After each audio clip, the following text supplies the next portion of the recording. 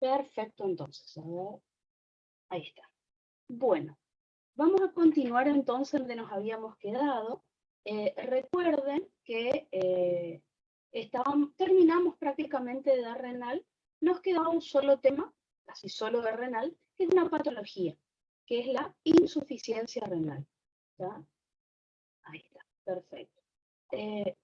Lo que más por ahí el profe les va a preguntar es más acerca de insuficiencia renal aguda, ¿está? No tanto de crónica, pero por las dudas yo les puse. ¿Está? ¿Qué es lo que suele hacer el profe si les pregunta insuficiencia renal? Le suele poner un caso clínico sobre alguna de las causas que vamos a ver ahora y después le suele preguntar cuál es la causa de la insuficiencia renal aguda, si es prerenal, renal o posrenal. O lo que podría hacer también es que hagan el cálculo de la excreción fraccional de sodio, que nosotros ahora a la tarde vamos a practicar, así que o les da la excreción fraccional de sodio, ustedes ya le dicen qué tipo de insuficiencia renal es, o calculan la excreción fraccional y también le brindan al profe esa información. A ver, perfecto. Entonces, esperen que pongo ahí está. Entonces, vamos a empezar a estudiar un poquito, no tienen que saber tanto del tema, sino algunos aspectos que más o menos yo les adelanté cuando vimos los cálculos. Entonces, vamos a ver qué es la insuficiencia renal. La vamos a dividir en principio en insuficiencia renal aguda, o IRA, como el profe suele poner, e insuficiencia renal crónica. Si vamos a hablar primero de insuficiencia renal aguda, vamos a definir y vamos a decir que es un síndrome caracterizado por un descenso rápido, eso puede ocurrir en horas o en días, pero no en semanas ni en meses, y sostenido del índice de filtración glomerular. Recordemos que el índice de filtración glomerular, su valor normal es de 125 mililitros por minuto. ¿Tá? Así que por debajo de eso, el paciente ya podría tener insuficiencia renal. Entonces, ¿qué características así en general va a tener la insuficiencia renal? Primero vamos a tener una disminución de la función renal, que puede ser en 24 a 48 horas se puede desarrollar, ¿tá? Que es lo que dice acá en la luz. Aumento de la creatininemia sería otra característica, que acá en la luz dice aumento de 0,3 miligramos por decilitro sobre la basal. 0,3. Recuerden ustedes que la creatininemia normal dijimos que era 0,8 a 1,4 miligramos por decilitro. Por encima, 0,3 miligramos por decilitro por encima de ese valor basal, ya se va a considerar que está aumentada la creatininemia, ¿no es cierto? Así que disminución de la función renal en 24 a 48 horas, o durante las primeras 48 horas, aumento de la creatininemia, 0,3 miligramos por decilitro sobre lo basal, sobre lo normal. Y después ya sabemos que oliguria, ya habíamos dicho, que oliguria se denomina a cuando el paciente orina, tiene un flujo de orina menor a medio litro por día, o sea, menor a 0,5 litros por día es lo que dice acá. Repito entonces de vuelta, disminución de la función renal en las primeras 48 horas, o sea, 24 a 48 horas, aumento de la creatininemia 0,3 miligramos por decilitro por sobre lo basal, y oliguria menor a 0,5 litros por día. ¿Está? En el Drive estamos en la clase número 8, ¿está? Ahí lo vas a encontrar. Yo no sé si en el PDF que hizo una alumna mía está, creo que no, ¿está? Así que estamos en la clase número 8, por si estaban preguntando ahí en el chat, ¿está? Clase 8, si se fijan en el Drive, yo siempre voy ordenando todas las clases, ¿está? Entonces, vamos a ver cuál es la causa de la insuficiencia renal, de nada. La causa esto lo di por primera vez el año pasado, 2021, porque el profe lo dio, ¿está? Así que ese apunte que ustedes tienen en PDF, siempre les pido que por favor miren, porque no lo hice yo, les hice como por ahí no quieren, por ahí esto que les pongo, querían el PDF, les pasé, pero les dije que vayan corrigiendo por las dudas, hay errores, hay cosas que no están y le van a ir agregando, ¿está? Entonces, en cuanto a la etiología de la insuficiencia renal, Esto es lo que al profe ya saben que le gusta preguntar. Acuérdense que la insuficiencia renal aguda puede ser de causa prerrenal, renal o posrenal. La más común que el profe le suele preguntar es la de causa prerrenal. ¿Está? Fíjense que la insuficiencia renal aguda prerrenal la vamos a encontrar en el 50 al 60% de los pacientes que tienen insuficiencia renal aguda. O sea que obviamente es la causa más común. Y se llama prerrenal, como dice su nombre, porque es una alteración que ocurre antes del riñón y que por lo tanto disminuye la perfusión renal. Entonces, ¿cuál va a ser el problema que va a tener el paciente? Que le llega menos flujo sanguíneo renal a los riñones. Así que, si el riñón recibe poca sangre, es decir, si entra en isquemia, por eso se produce la insuficiencia renal. Pero no hay ningún daño en el parénquima renal como para que haya esta insuficiencia. Así que, otra característica que vamos a tener, fíjense que es un trastorno reversible cuando se corrige la causa, ya que no compromete la integridad del parénquima renal, del tejido renal. Así que si yo corrijo a tiempo, va a desaparecer la insuficiencia renal aguda del paciente. ¿Cuáles son las causas de esta insuficiencia renal aguda prerrenal? En primer lugar, vamos a tener lo que se denomina hipovolemia verdadera. ¿Qué significa esto? Que realmente el paciente perdió plasma o perdió sangre del cuerpo. ¿tá? ¿Se acuerdan que llamamos verdadera o efectiva la otra vez que habíamos charlado en cardio? Así que es lo mismo. Así que hipovolemia verdadera, realmente se perdió o plasma, o sea, o sangre o líquido extracelular del cuerpo del paciente. Por ejemplo, una hemorragia aguda lo puede causar, pueden ser diarrea, donde pierdo mucha agua por la materia fecal, pueden ser vómitos, donde también pierdo agua justamente por esos vómitos, utilización de laxantes, pueden ser diuréticos, que estuvimos viendo una familia muy grande, puede ser diuresis osmótica. Piensen en un paciente diabético, por ejemplo. En un paciente diabético pierde glucosa por orina y la glucosa arrastra agua, por eso el paciente está orinando mucho. Puede ser diabetes insípida. Recuerden que en la diabetes insípida hay una falta de hormona antidiurética, un déficit, o si no, la antidiurética dijimos que no podía unirse a sus receptores de vasopresina 2. Así que al no haber antidiurética, recuerden que no se podía reabsorber agua en los riñones y se perdía por orina. Así que puede ser una enfermedad de Addison. Recuerden que en la enfermedad de Addison, es decir, en la insuficiencia córtico suprarrenal, no había aldosterona. Así que, si no hay aldosterona, recuerden que no se reabsorbe sodio.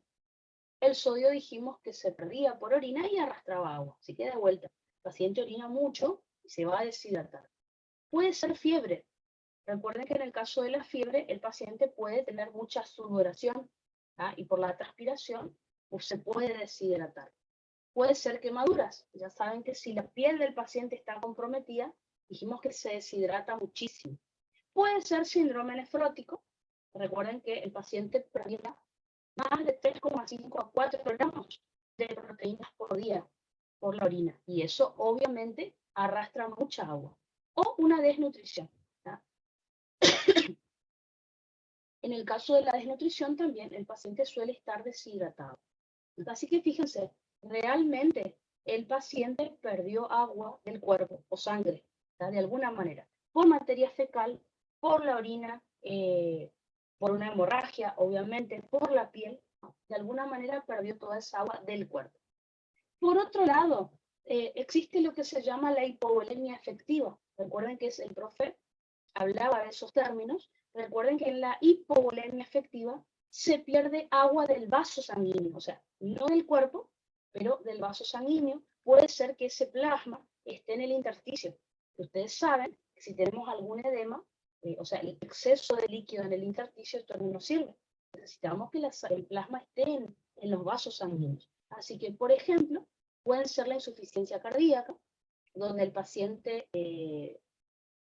tiene edemas, pueden ser arritmias, donde las arritmias provocan que el corazón no bombea una buena cantidad de sangre. La sangre está en el cuerpo, pero a lo mejor no circula bien. En la insuficiencia cardíaca es o por los edemas que tiene el paciente o porque también y el corazón no puede bombear un buen gasto cardíaco.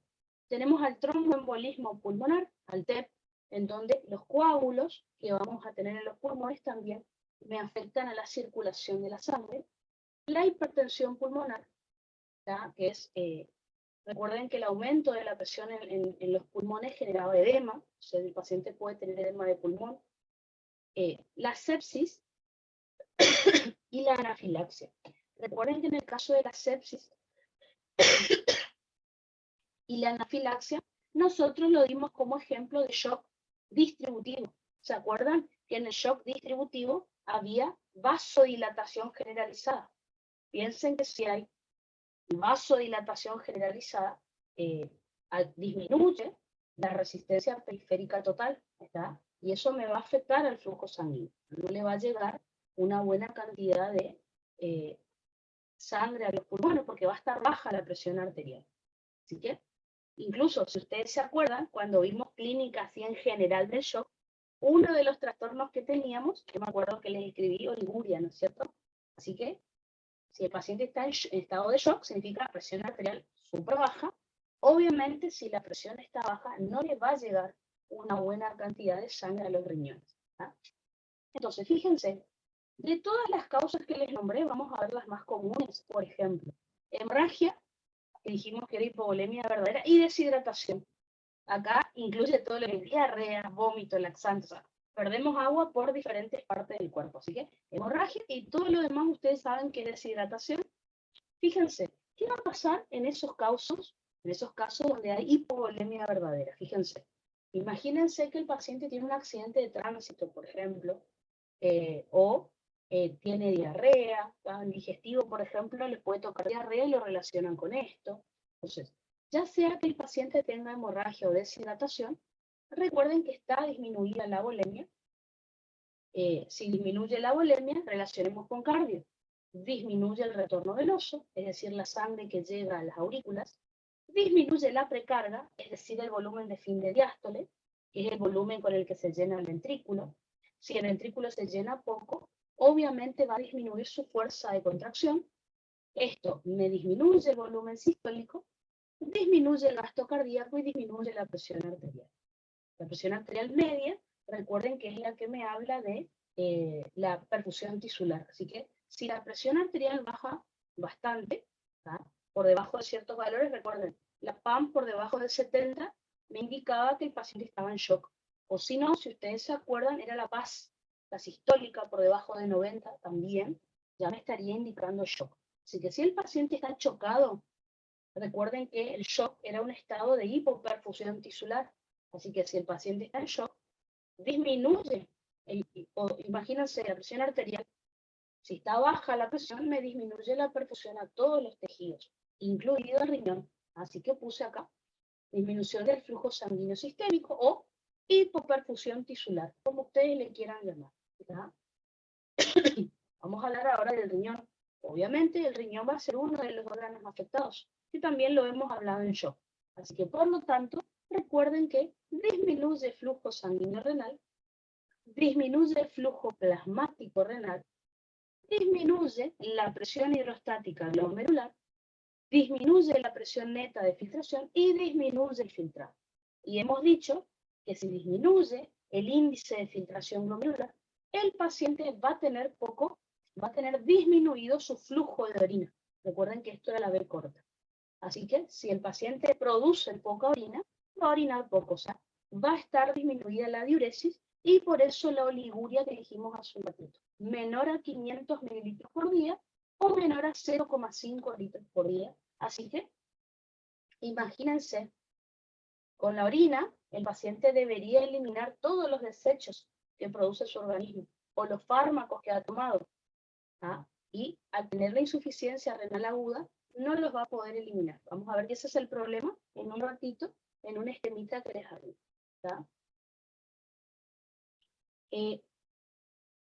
Perfecto. Y Aline pregunta por debajo de cuánto la PAM. Sí, si la PAM, recuerden que para shock es 70 para abajo. La PAS es de 90 para abajo y ahí el paciente va a tener shock. En el caso de que la presión no esté tan baja, miren el ácido láctico. Recuerden que siempre un estado de Y la isquemia va a generar metabolismo anaerobio y el ácido láctico va a estar alto, así que también pueden mirar. De todas maneras, no se tienen que memorizar ningún valor normal de ácido láctico en shock. El profe le suele poner entre paréntesis lo normal y ustedes miran y dicen, ácido láctico alto, listo. Presión baja, ácido láctico alto, es shock. ¿Está? Perfecto, entonces. Eso era en el caso entonces de la hipovolemia verdadera. Yo les puse algunos ejemplos comunes de hipovolemia efectiva, como por ejemplo la insuficiencia cardíaca, que recuerden que es la incapacidad del ventrículo de mantener un gasto cardíaco adecuado. Así que fíjense, si el gasto cardíaco está bajo, me puede llevar a todos los trastornos que les nombré recién. O sea que, si el Profe, corazón, ¿qué era ICE? insuficiencia cardíaca. Acá está, insuficiencia cardíaca como causa de hipovolemia efectiva. ¿Tá? Entonces, si el corazón del paciente está bombeando poca cantidad de sangre, obviamente le va a llegar un menor flujo sanguíneo renal a los riñones, a los pulmones, iba a decir, a los riñones. ¿Tá? Recuerden que la hemorragia y la deshidratación me van a producir shock hipovolémico. La insuficiencia cardíaca, por ejemplo, me va a producir shock cardiogénico, ¿se acuerdan? Teníamos diferentes tipos de shock. No importa ahora, pero para que tengan una idea. Y después, la sepsis y la anafilaxia, recuerden que eran ejemplos de shock distributivo. En el caso de la sepsis, acuérdense que el paciente tenía una infección generalizada en el cuerpo y eso producía vasodilatación generalizada. En el caso de la anafilaxia, ¿se acuerdan que les di el ejemplo de ese paciente al cual es alérgico a las abejas, por ejemplo, y le pica una abeja? Puede ser alérgico a cualquier cosa. Acuérdense que la anafilaxia ocurre en pacientes alérgicos y también le va a producir una vasodilatación generalizada. ¿A qué me refiero con eso? Recuerden que si hay vasodilatación venosa o venodilatación, eso me disminuye el retorno venoso y la precarga. Y obviamente me va a terminar disminuyendo la presión arterial. En cambio, la vasodilatación arterial, recuerden que, como les dije hace un rato, me disminuye la resistencia periférica total. Recuerden, según la ley de Poiseuille, si aumenta radio, que es vasodilatación, de manera inversamente proporcional, disminuye las resistencias periféricas, según la ley de Poiseuille. Y si disminuyen las resistencias, disminuye la presión arterial. Así que, fíjense, ya sea hipovolemia verdadera o efectiva, al riñón le está llegando poca sangre, pocos flujos sanguíneos renal, así que obviamente no va a funcionar. Por eso la insuficiencia renal. Pero no hay nada, ninguna patología en el riñón. Si no fuera por esta alteración, el riñón andaría bien. Por eso es prerrenal. Profe, igual cuando había vasodilatación, ¿no era que pasaba mejor la sangre? O sea, ¿esto se produce porque no hay sangre directamente? ¿Cómo sería tu pregunta? Vasodilatación, ¿no era que aumentaba el índice de filtración, En la o sea, aferente. En la aferente. Esto es prerrenal. Está en la aferente. En realidad, vasodilatación en el resto del cuerpo. ¿Qué te va a producir? Te va a bajar la presión arterial y le llega menos sangre al riñón. Ahora, si vos me decís vasodilatación de la arteria renal, significa que no fue a nivel generalizado. Fue solo en la arteria renal y eso sí hace que te llegue más flujo sanguíneo a los riñones. Exactamente. Si haces vasodilatación de la aferente, de vuelta estamos dentro del riñón, así que por lo tanto se va a afectar el riñón. Acá es generalizado, lo cual te baja la presión arterial. ¿Tá? Ojo, ¿dónde ocurre la vasodilatación? ¿Esa era tu duda? Sí, profe, pensé que eran, o sea, que era siempre cuando se producía una vasodilatación. No, depende de dónde. Por ejemplo, si yo hago vasodilatación venosa, me afecta el retorno venoso. Si hago vasodilatación arterial, me afecta la poscarga, no la precarga. Si hago vasodilatación en la arterial aferente, me afecta solo el filtrado, pero no el resto del cuerpo. Siempre depende de dónde está. Ahora, ley de Poiseuille y ley de Darcy dijimos que siempre se cumplen, ¿no es cierto? Eso sí, eso no va a cambiar. Perfecto. Entonces, enseguida les muestro la clínica. Habrán visto en el video, en la clase que tuvieron con el profe el año pasado, que él le dejó un súper esquema con toda la clínica que iba a tener el paciente. Ese esquema está muy bueno, Uno parecido les voy a mostrar yo acá, que también me gustó, así que vamos a ver todos los síntomas como para relacionarlos y que ustedes le puedan explicar al profe. Igual creo que en el bolillero del oral, no me acuerdo, me parece que no está insuficiencia renal, pero bueno, ya saben que al profe le gusta preguntar. ¿Ah? Enseguida vemos la clínica. Puede ser que el paciente tenga insuficiencia renal aguda renal. Fíjense que la prerrenal era la que ocurría en mayor cantidad de casos, 50-60% de los pacientes con insuficiencia renal aguda. Ahora, por otro lado teníamos insuficiencia renal aguda de causa renal, la cual se presenta en el 40% de los pacientes con IRA. A esta insuficiencia renal de causa renal se le puede llamar también intrínseca o parenquimatosa. ¿Por qué? Porque hay trastornos que afectan directamente al tejido renal. Entonces, en la prerrenal le llegaba poca sangre a los riñones, por eso el riñón no funcionaba. En la renal hay un problema en el riñón propiamente, que por eso no funciona bien. ¿Ya? Las causas, la más común es la necrosis tubular aguda. Se presenta en el 80% de los pacientes, o sea, por eso les puse. Ya van a estudiar ahora en cuarto, en patología, van a estudiar insuficiencia renal y van a ver que hay muchas causas. 80% de los casos presentan necrosis tubular aguda o NTA. ¿Está?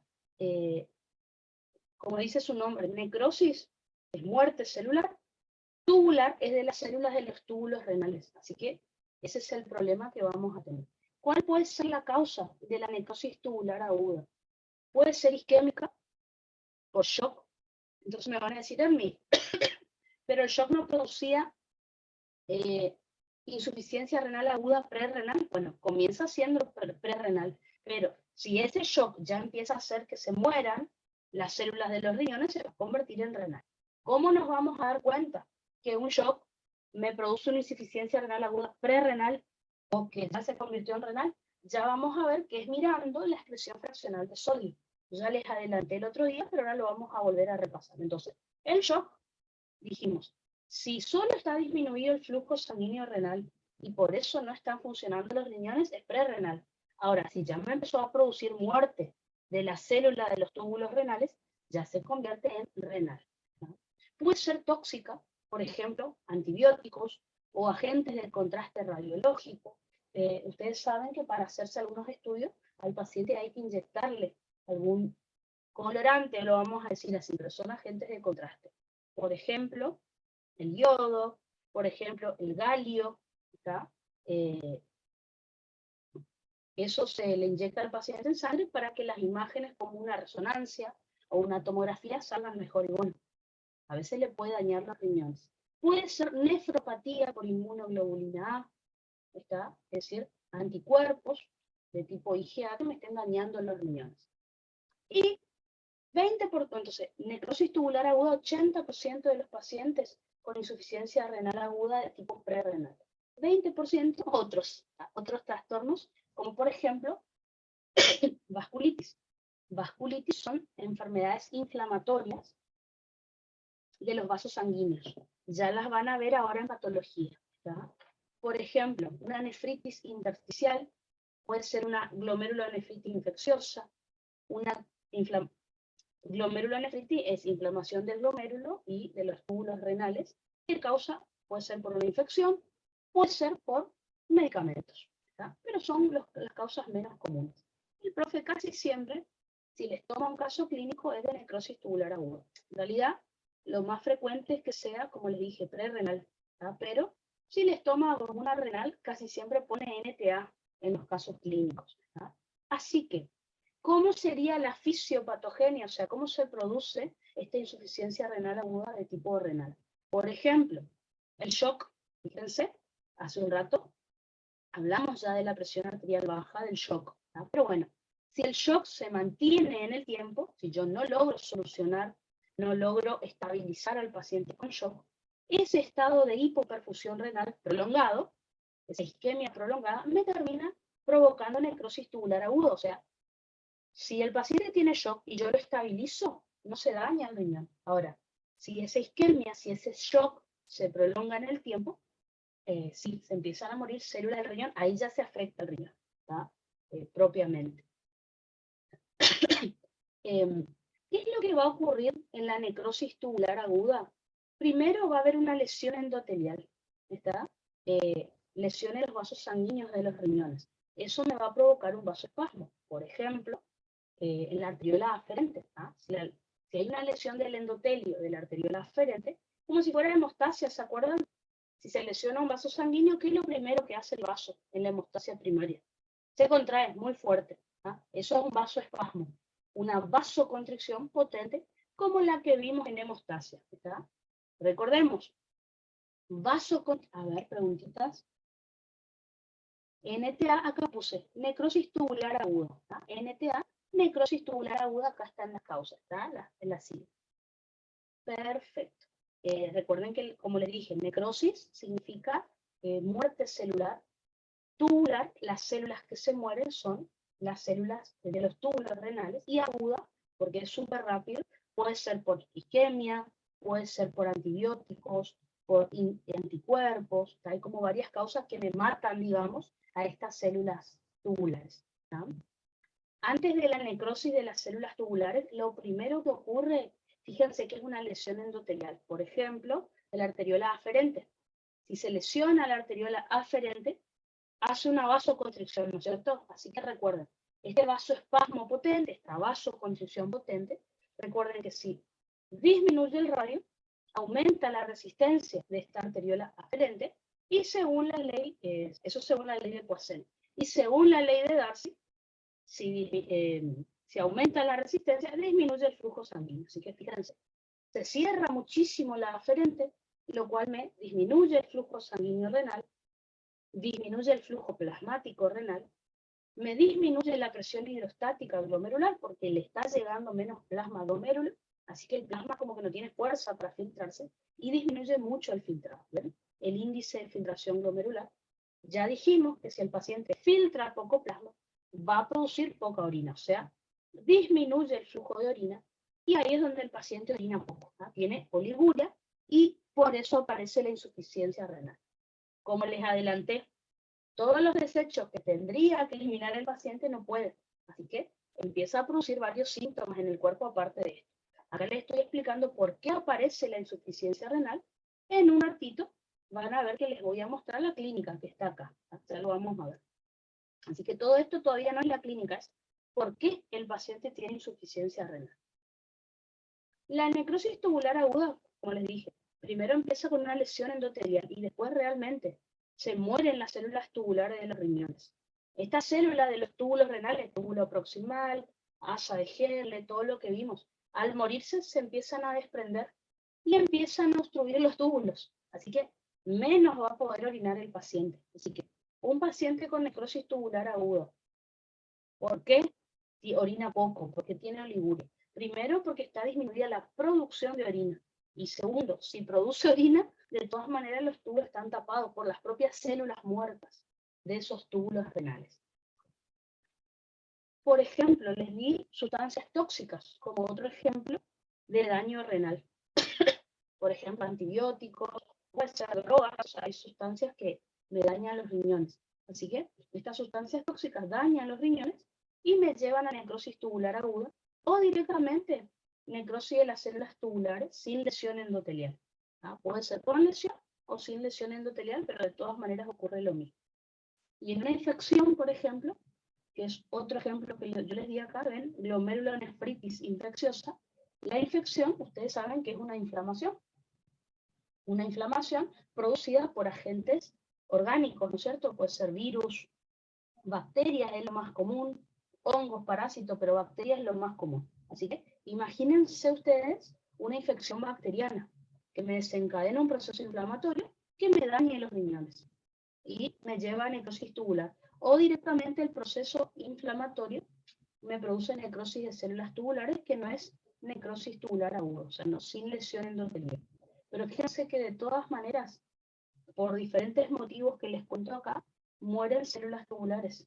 Imagínense que no vamos a poder hacer buena reabsorción ni secreción, encima me van a tapar los túbulos y por eso el paciente va a orinar poco. Esa sería entonces la insuficiencia renal aguda de causa renal. ¿Ah? Y finalmente, esta es la más rara de todas, tenemos la insuficiencia renal aguda de causa postrenal. Fíjense que solamente ocurre en el 5% de los casos, dijimos. 50 a 60% es prerrenal, 40% es renal, más o menos 5% es postrenal. Está muy rara este tipo de insuficiencia renal. Lo más común es por litiasis, pero para que un paciente con litiasis, o sea, con cálculos renales, tenga insuficiencia renal, significa que aguantó mucho tiempo el dolor, que eso es lo difícil. Los pacientes que tienen cálculos renales enseguida van al médico porque duele muchísimo. Así que para llegar a insuficiencia no se tiene que ser un superhumano el que aguante ese dolor. Pero bueno, hay personas que capaz aguantan, por eso es raro. ¿Está? Entonces, la insuficiencia renal aguda de causa postrenal se debe a trastornos que producen una obstrucción al paso de la orina en cualquier zona del tracto urinario. O sea, una vez que la orina se formó, no puede ir hasta la vejiga ni luego eliminarse del cuerpo durante la micción. O sea que en cualquier parte del aparato urinario puede estar la obstrucción. Como por ejemplo, podemos tener una lesión en los uréteres. Puede ser una litiasis, es decir, un cálculo renal. Puede ser un coágulo, allá a lo mejor sangró el riñón o el uréter y el coágulo ahí me tapa el uréter. Puede ser una fibrosis, es decir, exceso de tejido conectivo que me esté comprimiendo el uréter, o puede ser cáncer, puede ser algún tumor. Puede ser que el problema esté en la vejiga, en el cuello de la vejiga. Por ejemplo, un cálculo que no deje que la orina salga. Puede ser coágulos, ¿está? Que me estén tapando la uretra, el cuello de la vejiga. O sea, básicamente el esfínter vesical es lo que se taparía. Puede ser un cáncer de vejiga, puede ser una cistitis. Cistitis es una infección de la vejiga. ¿Ah? Puede ser un cáncer de próstata. Recuerden que la próstata en el hombre está alrededor de la uretra, o sea, alrededor de la vejiga, así que si la próstata crece en tamaño, comprime el cuello de la vejiga. Puede ser una hipertrofia prostática benigna. El cáncer de próstata, por ejemplo, es maligno. La hipertrofia prostática benigna es un tumor, pero benigno. ¿Tá? Lo que sí, la próstata crece mucho más que en un cáncer, por ejemplo. ¿Tá? Eso ya lo van a estudiar ahora en cuarto. O si no, puede ser una lesión de uretra, dice acá en la luz, no se ve. ¿Tá? Uretra, ¿tá? Recuerden que uretra. Las mujeres tenemos la uretra más corta y más ancha, el hombre tiene la uretra en el pene, así que es un poco más larga. Así que puede ser por traumatismos. ¿Ah? Un traumatismo que me provoque, por ejemplo, una inflamación y, bueno, se haya como una leve obstrucción a la salida de orina por la inflamación. Puede ser una fimosis. Recuerden que la fimosis es el exceso de piel que los pacientes tienen en el glande, pacientes de sexo masculino tienen en el glande, por ahí ese exceso de piel no permite que salga la orina, por ejemplo. Puede ser una estenosis en la uretra, ¿tá? Generalmente ocurre en el hombre, o puede ser un tumor que me esté obstruyendo la uretra, que es lo que dice acá. Entonces, lo más común si tienen que elegir, obviamente, son los cálculos renales, de todo lo que dije acá. Pero fíjense que puede estar en uretra, o en el sistema antilocanicial también, puede ser en vejiga o puede ser en uretra, en cualquier parte del tracto urinario. Entonces, en cualquiera de los casos el paciente tiene una obstrucción. ¿Está? Ahora, entonces, como les dije el otro día que ya estudiamos litiasis, ¿se acuerdan? Si la orina no puede ir hacia adelante porque hay una obstrucción, ¿qué va a empezar a pasar? Va a empezar a aumentar la presión previo a donde está esa obstrucción. Empieza a aumentar la presión y la presión empieza a aumentar de manera retrógrada. Es decir, va a haber un flujo o rémora de orina. Si la orina no puede ir hacia adelante, empieza a ir hacia atrás. El aumento de la presión en forma retrógrada, por ejemplo, dijimos que yo les había dado el ejemplo. ¿Se acuerdan si teníamos un cálculo en el uréter, por ejemplo? Empezaba a aumentar de forma retrógrada la presión y entraba al riñón de atrás hacia adelante. O sea, entraba por los túbulos colectores, luego túbulo distal, asa de Henle, túbulo proximal y llegaba a la cápsula de Bowman. Y recuerden que me terminaba aumentando la presión hidrostática de Bowman. Recuerden que si aumenta la presión hidrostática de Bowman en el capilar glomerular, era una fuerza de entrada. Así que al aumentar esta presión hidrostática de Bowman, me disminuía la presión neta de filtración y me disminuye el filtrado. Así que uno de los motivos por el cual el paciente orina poco. Así que aumento de la hidrostática de Bowman, lo cual me disminuye la presión neta de filtración. O sea, aumento de las fuerzas de entrada. Sabemos que me impiden el filtrado glomerular. Por otro lado, este reflujo o rémora de orina, la orina que va hacia atrás, no solo me aumenta la presión, me empieza a dilatar las vías urinarias. Ahora en cuarto año van a tener la oportunidad de mirar al microscopio. Ustedes ya saben por histología cómo se ve el riñón normalmente, ¿no es cierto?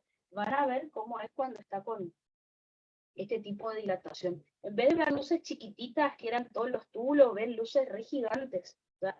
Pero como les decía, para que el paciente aguante este dolor es raro, por eso el caso es raro en realidad. Entonces se empiezan a dilatar las vías urinarias, por la orina que se empieza a acumular ahí, y esto me provoca una hidronefrosis, es decir, acumulación de orina en la vía urinaria, y todas las vías dilatadas.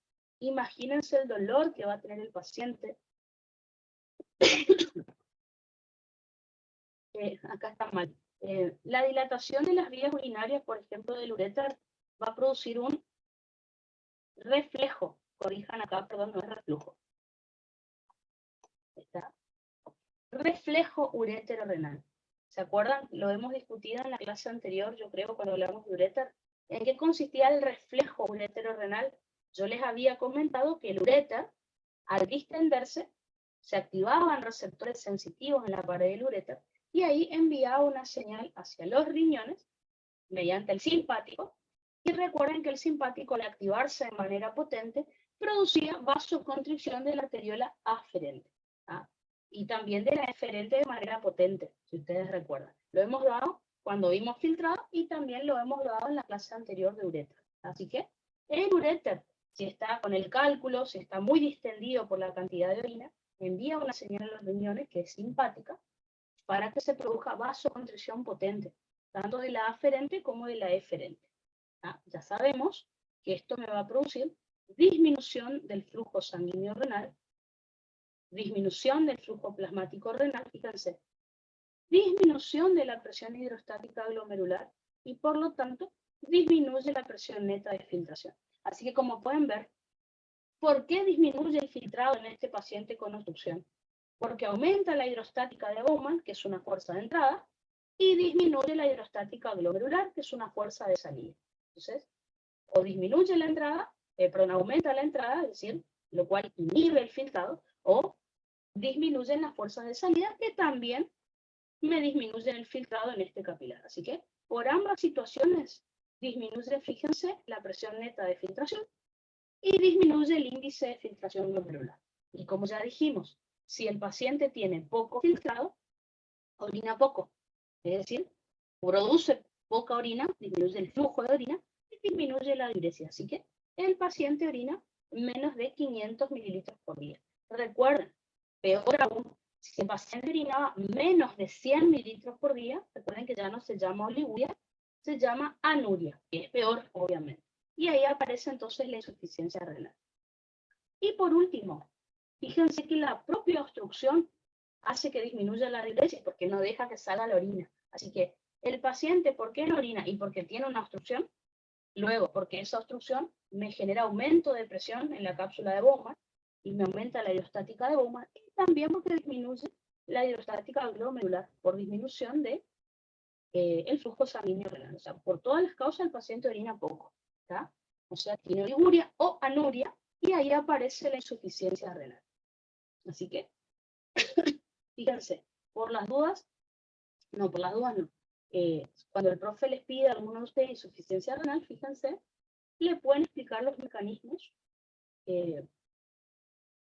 Vamos a ver cómo es ahora la clínica de todos los tipos de insuficiencia. Vamos a hablar en general de la insuficiencia renal aguda y después vemos cómo hacemos el diagnóstico en estos pacientes. Entonces, en las tres causas de En los 3 tipos de insuficiencia renal aguda que yo les di, prerrenal, renal y posrenal, el paciente orina poco.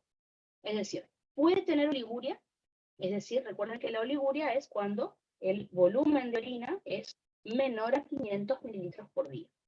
Anuria es cuando es menor a 100 mililitros por día. Generalmente, si el paciente está internado en el hospital, no lo medimos en un día, lo medimos en horas. Le ponemos una sonda vesical, o sea, una manguerita que entre por la uretra y vaya hasta la entrada de la vejiga, y vemos cuánto el paciente orina por hora.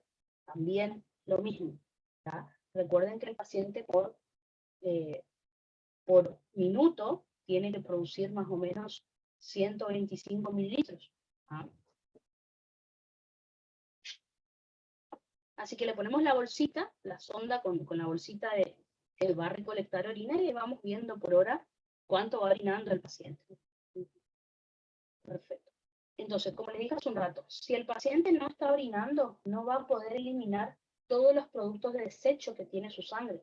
Recuerden que esos productos de desecho pueden ser metabolitos, o sea, desechos del metabolismo del cuerpo, o podrían ser fármacos que el paciente esté tomando, o colorantes o aditivos que el paciente haya consumido con los alimentos. Todas esas sustancias las tengo que eliminar del cuerpo. Bueno, uno de los componentes, uno de los desechos que no se puede eliminar del organismo porque el paciente no está orinando, es los productos nitrogenados. O sea que disminuye la producción de productos nitrogenados, como por ejemplo la urea y la creatinina. Justamente, eso es lo que podemos mirar en el laboratorio. Como el paciente no puede eliminar urea y creatinina, empiezan a acumularse en sangre, ¿está? Así que el clearance de creatinina, por lo tanto, me va a dar disminuido.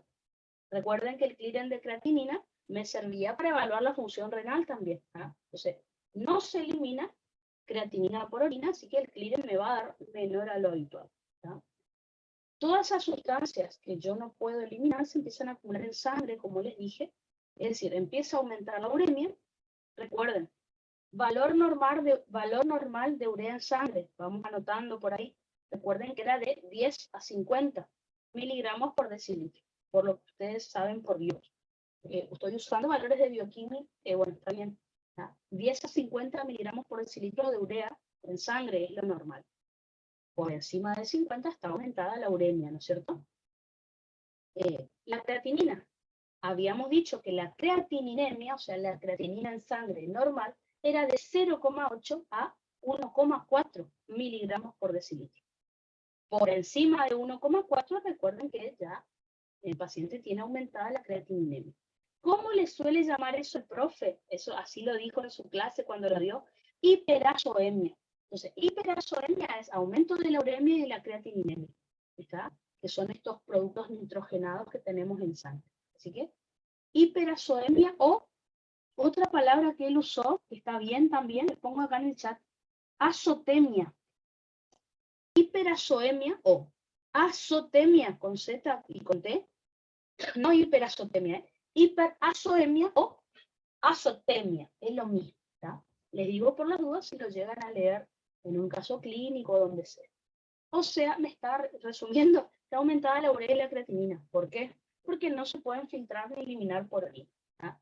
Ese exceso de urea y ese exceso de creatinina en sangre es tóxico, ¿tá? Por ejemplo, en el corazón, que es lo que va a producir una inflamación del pericardio, va a producir una pericarditis.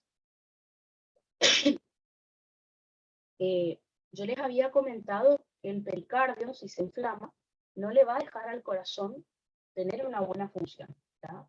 Me puede llegar a producir hasta un shock, pero bueno. Entonces el paciente va a empezar a tener taquicardia, ¿tá? Esa es una de las cosas que le va a pasar. Esta hiperazoemia, ¿qué puede llegar a producir, por ejemplo, en el tubo digestivo? Puede llegar a producir náuseas, vómitos y anorexia. Con las náuseas, los vómitos y el dolor de estómago que tiene el paciente, no va a querer comer, por eso la anorexia. Por ejemplo, ¿qué va a producir esta hiperazoemia en el sistema nervioso central? Va a producir, por ejemplo, estupor y coma. Estupor es cuando el paciente está como muy quieto, digamos, ¿no? Está osteoporoso significa que no tiene una buena movilidad, el paciente está como, incluso si le preguntamos, no está orientado en tiempo y espacio, o sea, está nubilado, no sabe dónde está, no habla bien, por ejemplo. Y cuando ya está en coma, significa que ya perdió el estado de conciencia, ya está inconsciente. Imagínense lo que puede producir esto. Por ejemplo, la hiperazemia, que me va a producir en los pulmones, una neumonitis. Eso por un lado. Otro de los componentes de los desechos que tendríamos que eliminar, desechos no, estoy hablando del potasio. El potasio, ustedes recuerden que cierta cantidad, si comemos mucho potasio, la tenemos que eliminar por orina. Bueno, si el potasio no se puede excretar, por lo menos en parte, por orina, me va a empezar a aumentar la calemia. Ustedes saben, repasemos cardio, ustedes saben que en la hipercalemia lo que hacía era acercarme el potencial de membrana en reposo al potencial umbral, y eso en principio me aumentaba la excitabilidad celular. Por eso el paciente puede llegar a tener taquicardia y una arritmia. Recuerden, eso ocurre en los primeros potenciales de acción. Cuando los potenciales de acción van transcurriendo, acuérdense que se van inactivando sucesivamente los canales de sodio. Entonces, esto me termina disminuyendo la excitabilidad celular, porque recuerden que el canal de sodio inactivado es refractario al estímulo. Es como que empieza a entrar los canales de sodio del paciente en periodo refractario y ya no responden al estímulo. Por eso dijimos que finalmente disminuye la excitabilidad celular. Eso habíamos estudiado en cardio. Lo pueden relacionar acá tranquilamente. Si el profe quiere, no hay problema. Otras sustancias de desecho que no vamos a poder eliminar con la orina son los ácidos. Ya vamos a ver causa de acidosis metabólica en un rato o ahora a la tarde, y van a ver que una causa de acidosis metabólica es que el riñón no puede eliminar los ácidos que normalmente formamos en el cuerpo. Entonces, si no se pueden eliminar ácidos del organismo, por ejemplo, los cuerpos cetónicos son ácidos. Estoy hablando de el acetoacetato y el hidroxibutirato. Acuérdense que la acetona es un cuerpo cetónico volátil, se dijimos en respiratorio, que se eliminaba con la ventilación. Pero el acetoacetato y el hidroxibutirato se tendrían que eliminar por orina. Si el riñón no está funcionando, fíjense cómo empieza a aumentar la acetonemia, o sea, estos cuerpos cetónicos en sangre. Estos cuerpos cetónicos son ácidos, que significa que me pueden producir protones. Entonces, si aumentan estos ácidos en la sangre, aumentan los protones en sangre. Y recuerden, el pH es la inversa del logaritmo de la concentración de protones. En un rato igual vamos a charlar. Así que si aumenta el protón, disminuye el pH. Si lo hace por debajo de lo normal, el paciente entra en acidosis. Les recuerdo que el valor normal del pH es de 7,35 a 7,45. Por debajo de 7,35 el paciente va a tener acidosis. ¿Por qué metabólica? Ya lo vamos a hablar mejor, pero básicamente porque tiene un problema en la sangre, no es respiratorio. El problema está en la sangre del paciente, en los riñones. Recuerden que el aumento de protones en sangre vamos a relacionarlo con respi. El aumento de protones en sangre me estimula a la zona quimioreceptora sensible que tenemos en el bulbo y a los quimioreceptores arteriales, que al activarse, recuerden que me producen taquimea, o sea, aumento de la frecuencia respiratoria para compensar. Así que, si tuvieran que elegir, los protones son los que más van a estimular a la zona quimioreceptora sensible, no tanto a los quimioreceptores arteriales. Pero bueno, así que para compensar, el paciente va a tener taquimea. Otra cosa más para agregar acá.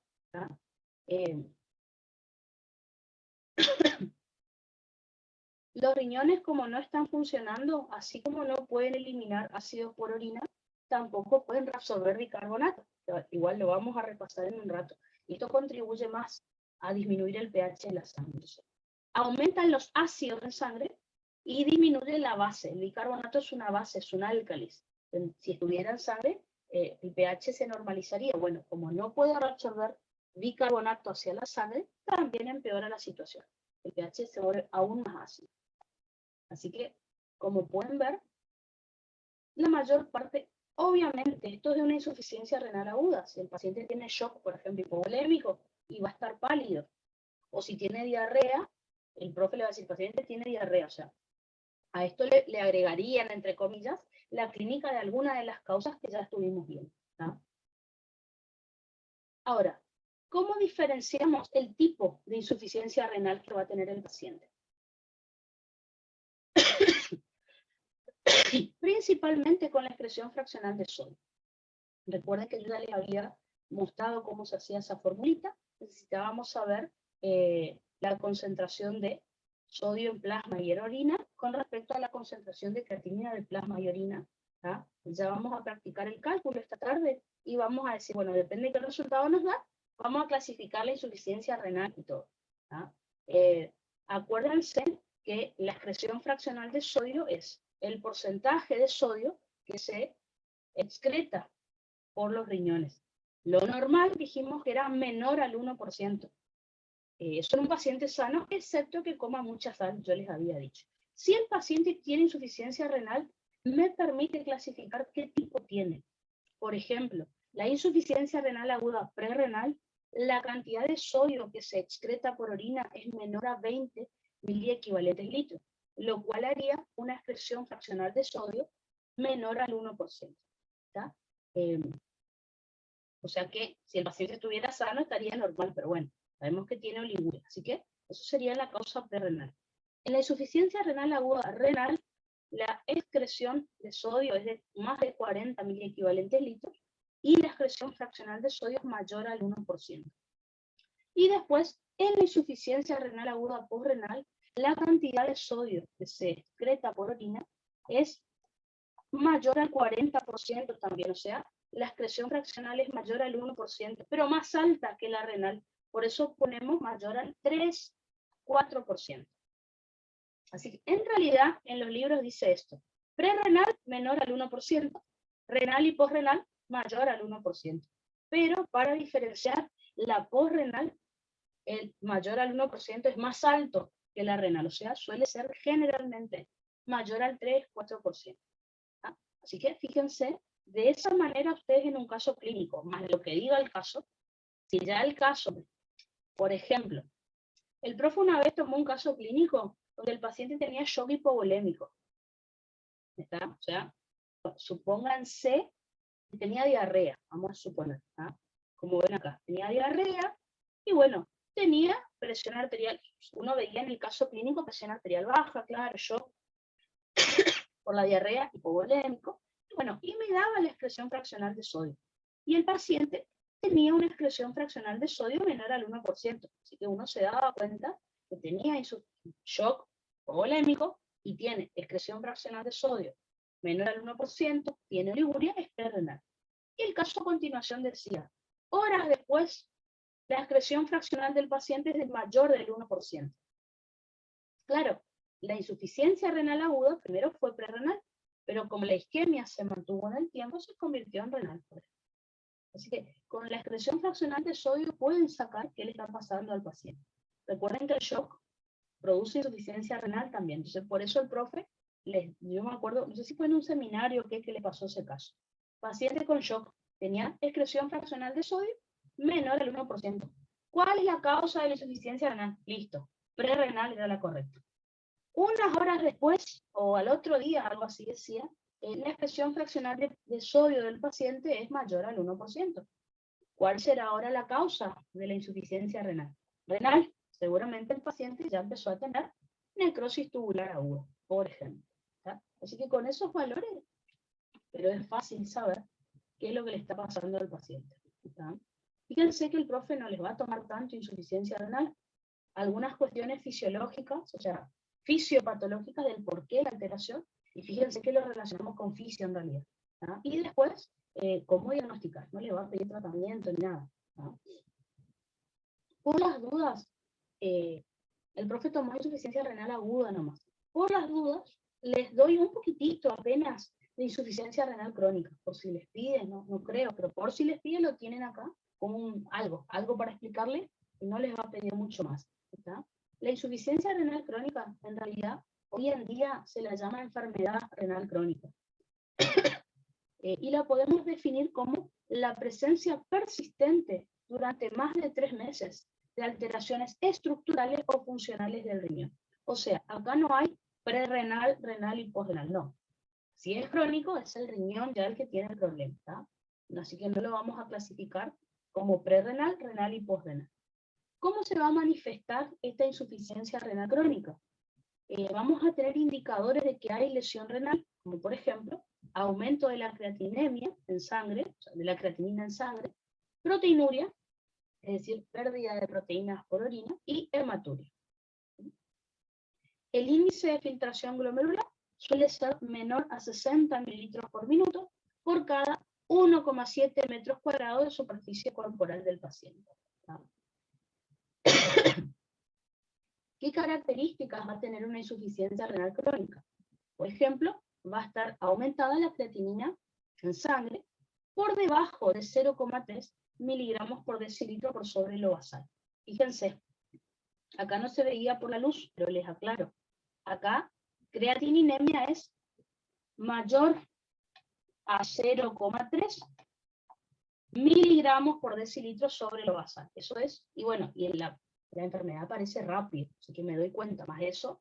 Entonces, aumento de la creatinina por encima de 0,3 miligramos por decilitro sobre lo basal, y la enfermedad aparece en 2 días, en menos horas o 48 horas, y es agudo, insuficiencia renal aguda.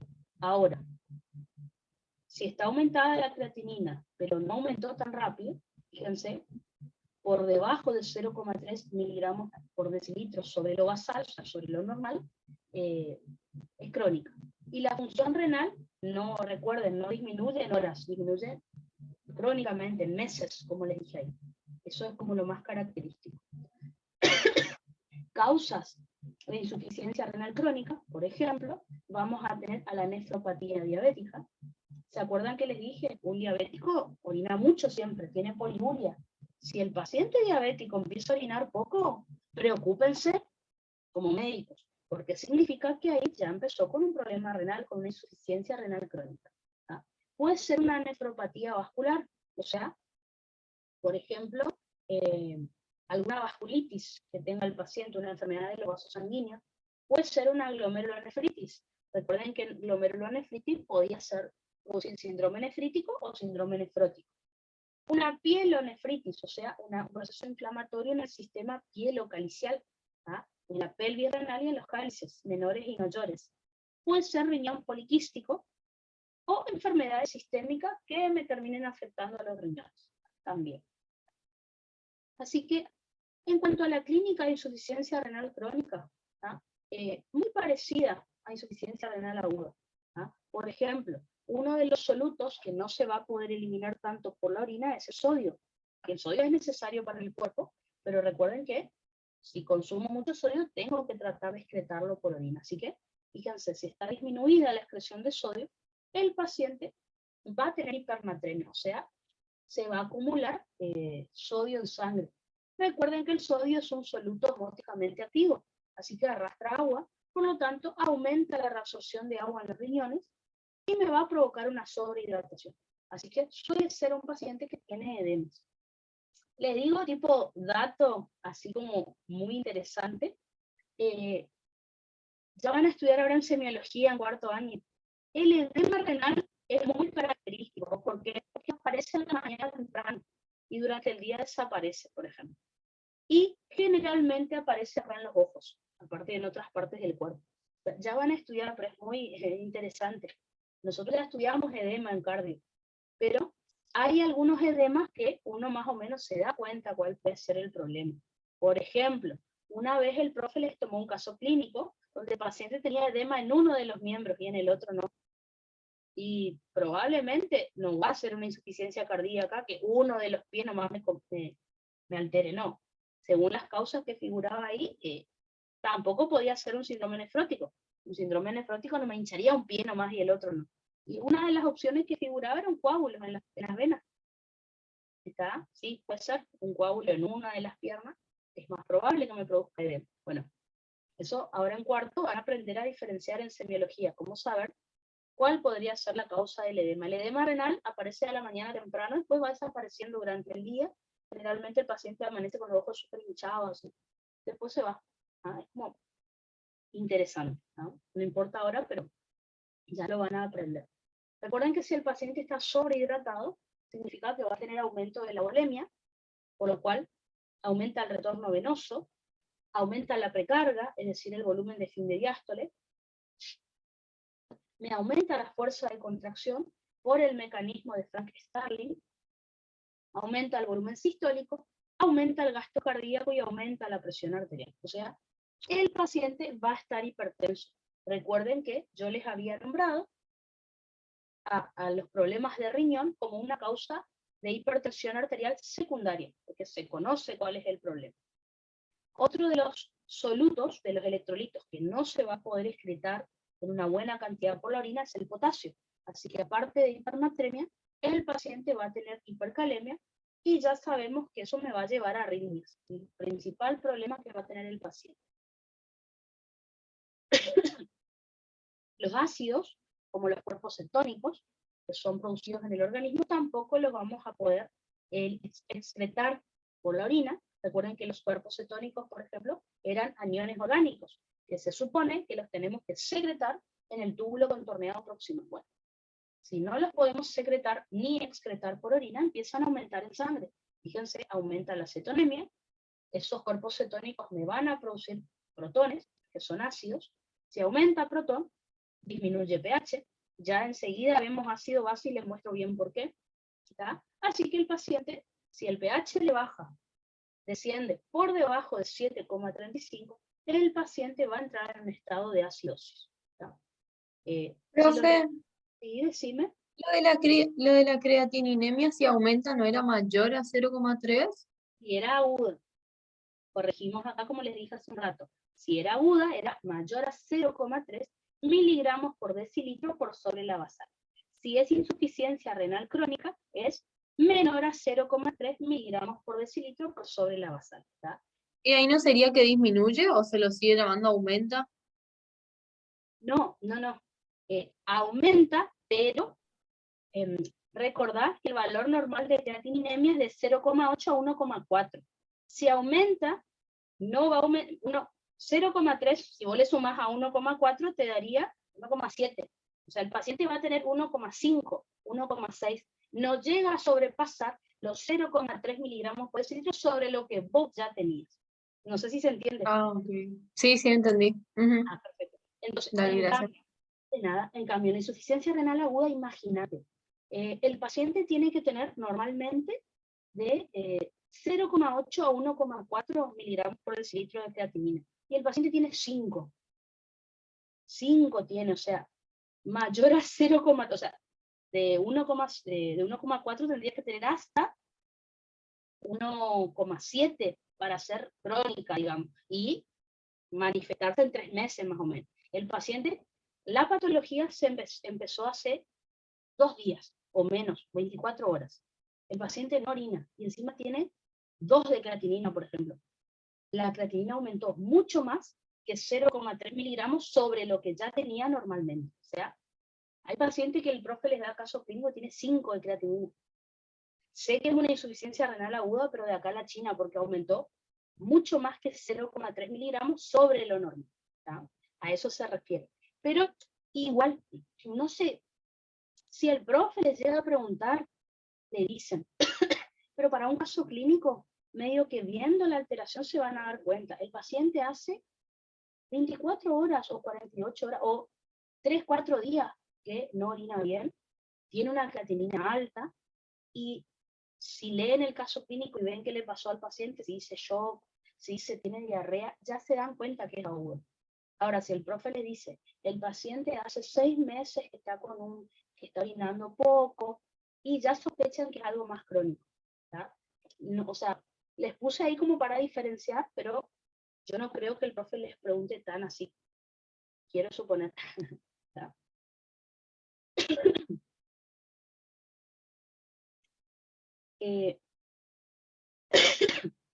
Fíjense, otro de los solutos que no se va a poder excretar bien por orina es el ácido úrico. ¿está? Que se nota más en la crónica que en la aguda, el exceso de ácido úrico, que es la hiperuricemia. Algunas hormonas endocrinas no se van a poder excretar por orina una vez que cumplan ya su vida media, como por ejemplo, disminuye la secreción de hormonas por parte del riñón, ¿está? Recuerden que nosotros en la primera clase de renal, o en segunda era, dijimos que el riñón secreta hormonas como por ejemplo la eritropoyetina, la vitamina D, que aparte de ser una vitamina, es una hormona, y la TPO. Recuerden que acá, por eso me confundí, acá cuando digo secreción no es secreción por orina, no, secreción a sangre. Anoten por ahí, porque fíjense que hasta yo me olvidé. ¿Ah? El riñón, recuerden que es un órgano endocrino, secreta hormonas hacia la sangre para que cumplan su función. Bueno, si el riñón no está funcionando bien, no va a poder secretar estas hormonas hacia la sangre y estas hormonas no podrán cumplir su función. Por ejemplo, la eritropoyetina, la EPO, nosotros dijimos que iba normalmente a médula ósea para estimular la síntesis de glóbulos rojos, es decir, la eritropoyesis. Si el riñón no está funcionando bien, no va a haber una buena eritropoyesis y el paciente va a tener anemia. Por lo cual, por ejemplo, puede tener palidez. ¿Qué tipo de anemia podría tener este paciente? ¿Cuál es lo más común que tenga? Recuerden, tiene una enfermedad crónica. Dijimos en segunda era que las anemias de las enfermedades crónicas son de tipo microcíticas hipocrómicas, comúnmente. ¿tá? No son ferropénicas, pero son microcíticas hipocrómicas. Así que podría tener eso. Si no se secreta trombopoyetina, por ejemplo, recuerden, la trombopoyetina en realidad se secreta 60% en el hígado, 30% en los riñones, pero bueno, algo se va a afectar. Si no hay una buena cantidad de trombopoyetina, no va a haber en la médula ósea una buena trombopoyesis, es decir, una síntesis de plaquetas habitual. Así que el paciente va a tener trombocitopenia, que era el número de plaquetas por debajo de 150.000 por milímetro cúbico. Y recuerden, esto me va a afectar la hemostasia primaria, ¿no es cierto? Las trombocitopenias me producen hemorragias leves, habíamos dicho en segunda era, como por ejemplo las púrpuras y las petequias. Sangrado leve no va a ser tan grave como una enfermedad de la hemostasia secundaria, como era la hemofilia A, por ejemplo. Es más suave. O sea, el paciente no se va a morir por tener petequias, a eso me refiero, no es grave. Y también lo vamos a ver en el metabolismo fosfocálcico. El riñón, si no está funcionando, no va a poder producir vitamina D. La vitamina D, ya vamos a estudiar, que permite la reabsorción de calcio y fosfato en los riñones. ¿tá? Entonces, si no hay vitamina D, disminuye la reabsorción de calcio en los riñones. Eso me va a llevar a hipocalcemia y disminuye la absorción de calcio en el intestino delgado, lo cual me lleva a hipocalcemia también. La hipocalcemia me estimula a que las glándulas paratiroides secreten paratormona. Y eso me lleva a hiperparatiroidismo secundario, se llama. En realidad, ¿saben cómo el profe toma este caso clínico en fosfocálcico? Recuerden que el profe pregunta osteomalacia, ya lo vamos a estudiar.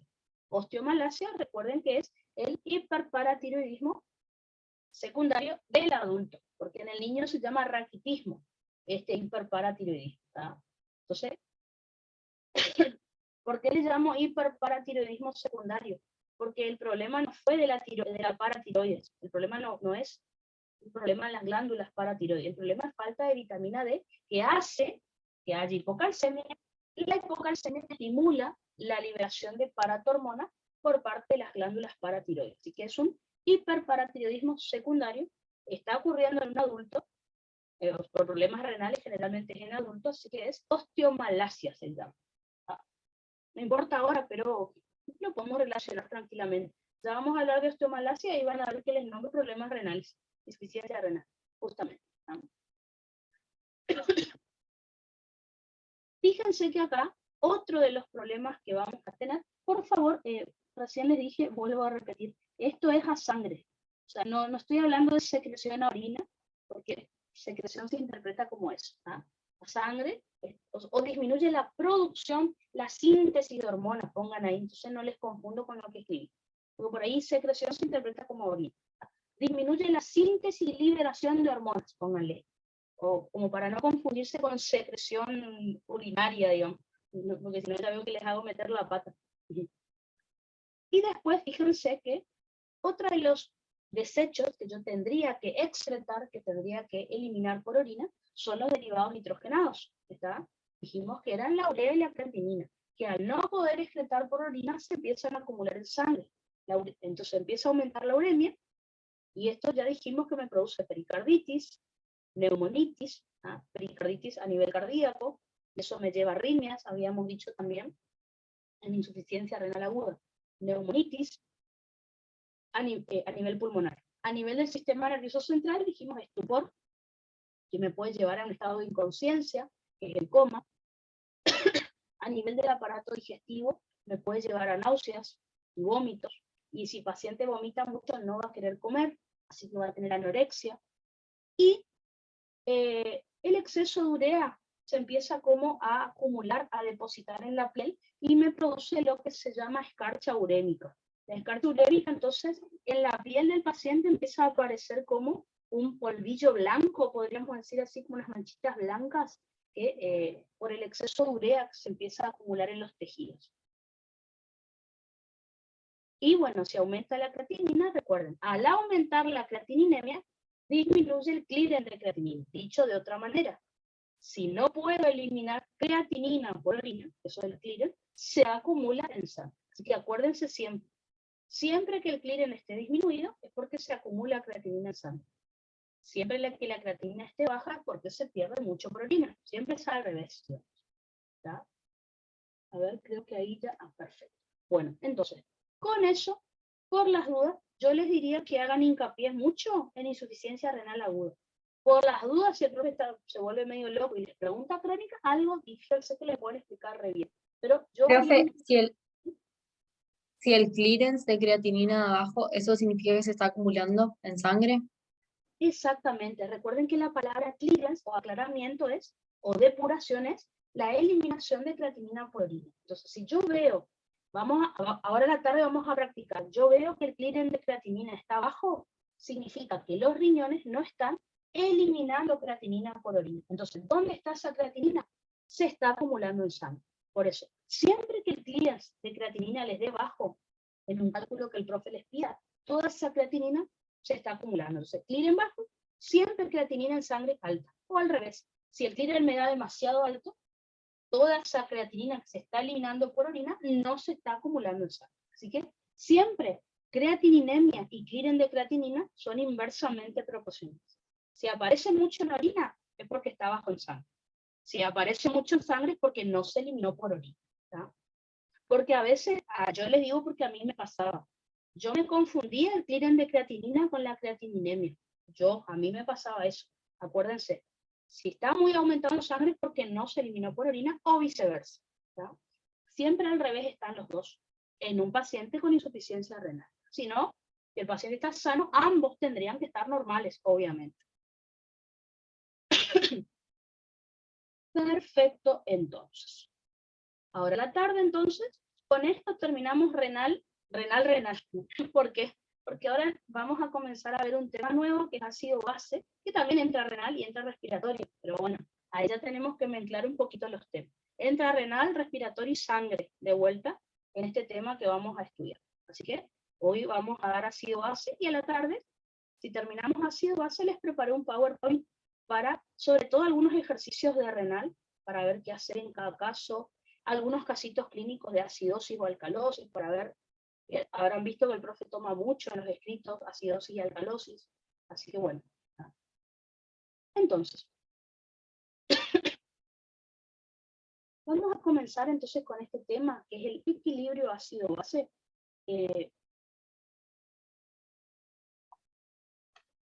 Como siempre, ya saben, a mí me gusta empezar todos los temas diciendo, bueno, ¿para qué me sirve lo que vamos a estudiar? ¿Para qué me sirve saber la regulación del equilibrio ácido-base? Recuerden que regular, mantener el equilibrio ácido-base es lo que me ayuda a mantener el pH normal de la sangre. ¿Y por qué no digo mantener el pH normal del líquido? ¿Por qué? Porque si yo mantengo el pH normal de la sangre, que es el medio interno, el pH del intracelular también se va a mantener normal. ¿Está? No es el mismo valor, pero se va a mantener normal.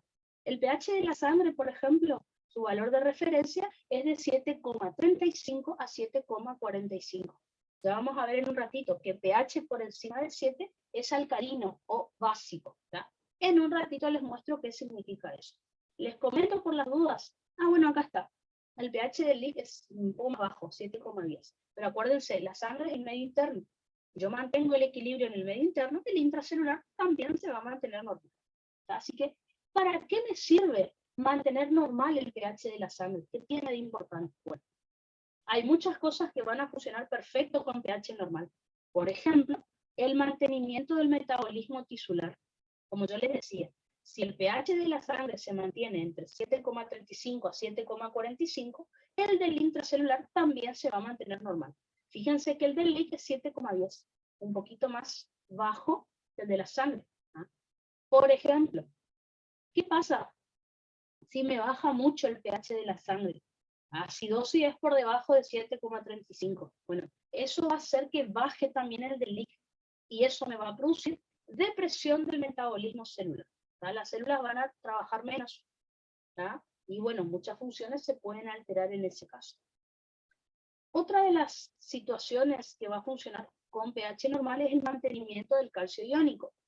Nosotros ya sabemos, por primera era, que la calcemia, estoy hablando de calcio iónico, su valor normal es 2,4 miliequivalentes litros. Ahora, dependiendo del pH que tengamos en la sangre, se puede alterar este valor del calcio.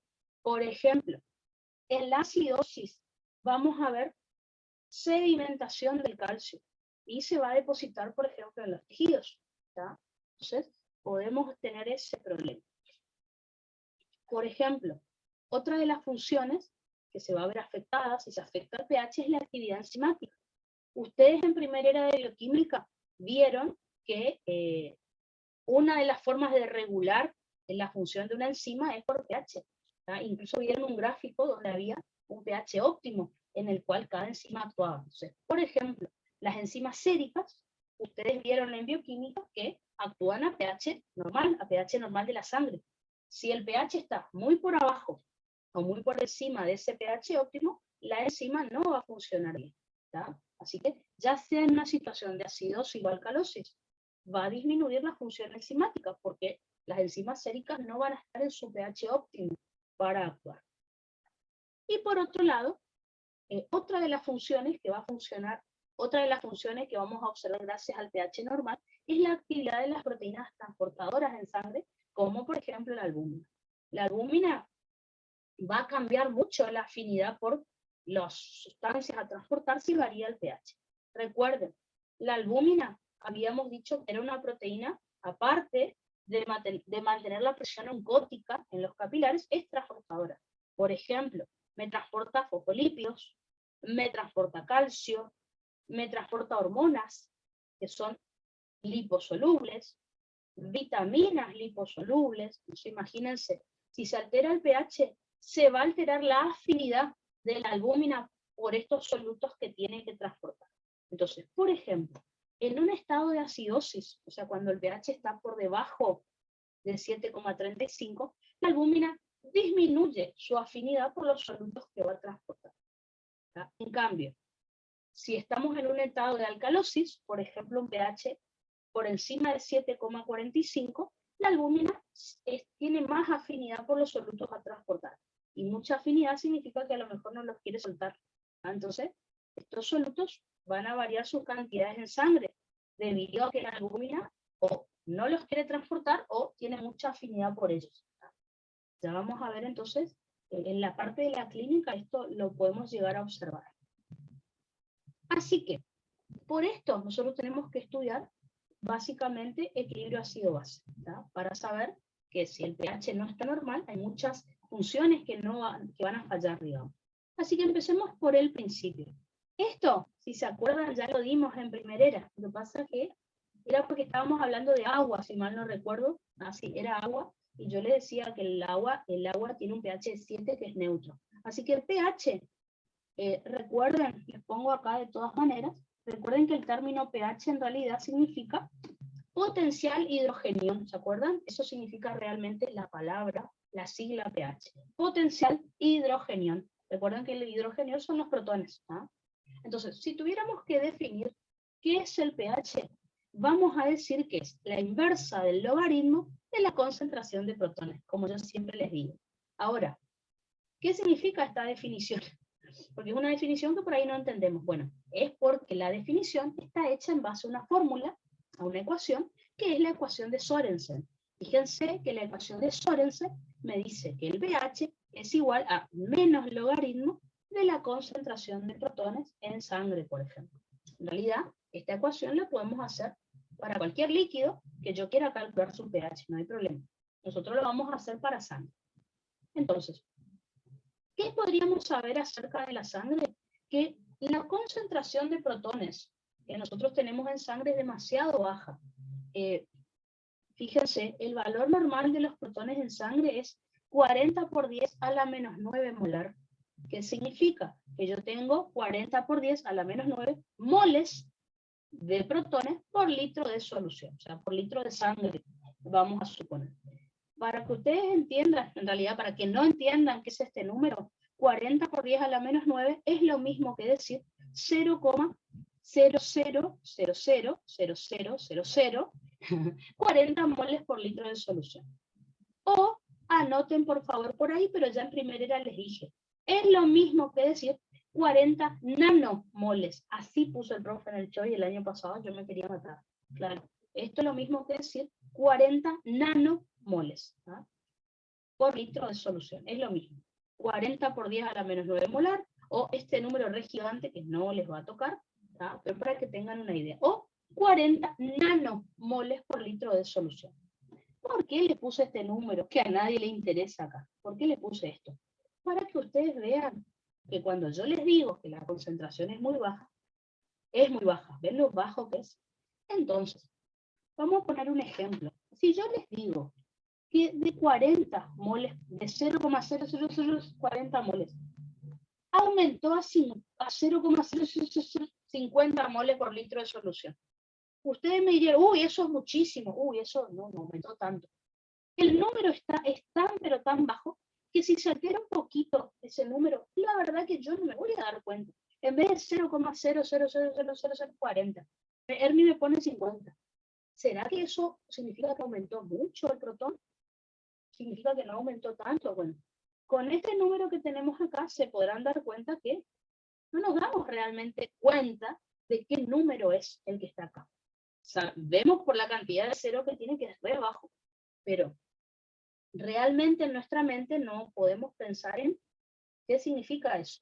Entonces, al hacer la ecuación de Sorensen, nosotros a este número lo aplicamos la inversa del logaritmo para tener un número más alto con el cual entender mejor qué significa. Y segundo, al hacer esta ecuación de Sorensen y obtener un número más alto, vamos a ver que pequeñas variaciones, mínimas variaciones de la concentración de protones, me van a producir grandes cambios en ese número que yo obtuve, que es el pH.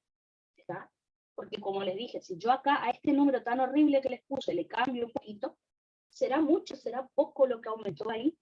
No sabemos. Ahora, si yo hago el cálculo, podríamos ver realmente si hubo mucha variación o no, si yo calculo el pH. Entonces, les muestro en la calculadora cómo lo podemos hacer. ¿Está? El otro día, como yo esto ya les enseñé en primera, hay una chica, no me acuerdo quién, que me mandó un mensaje que estuvo practicando con su calculadora, pero su calculadora no andaba para este cálculo.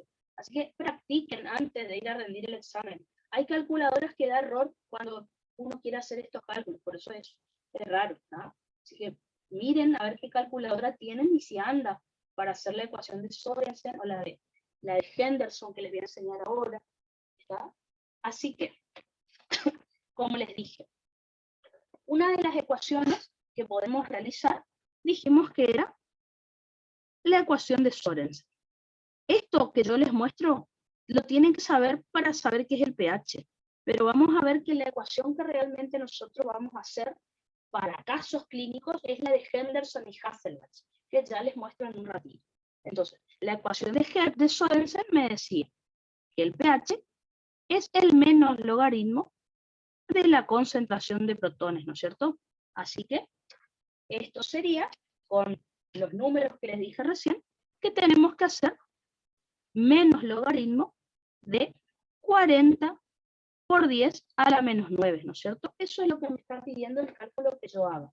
¿Ah? Porque este es el ejemplo de las concentraciones normal de protones. Yo les quiero explicar que este número que yo les di es la concentración normal de protones en sangre.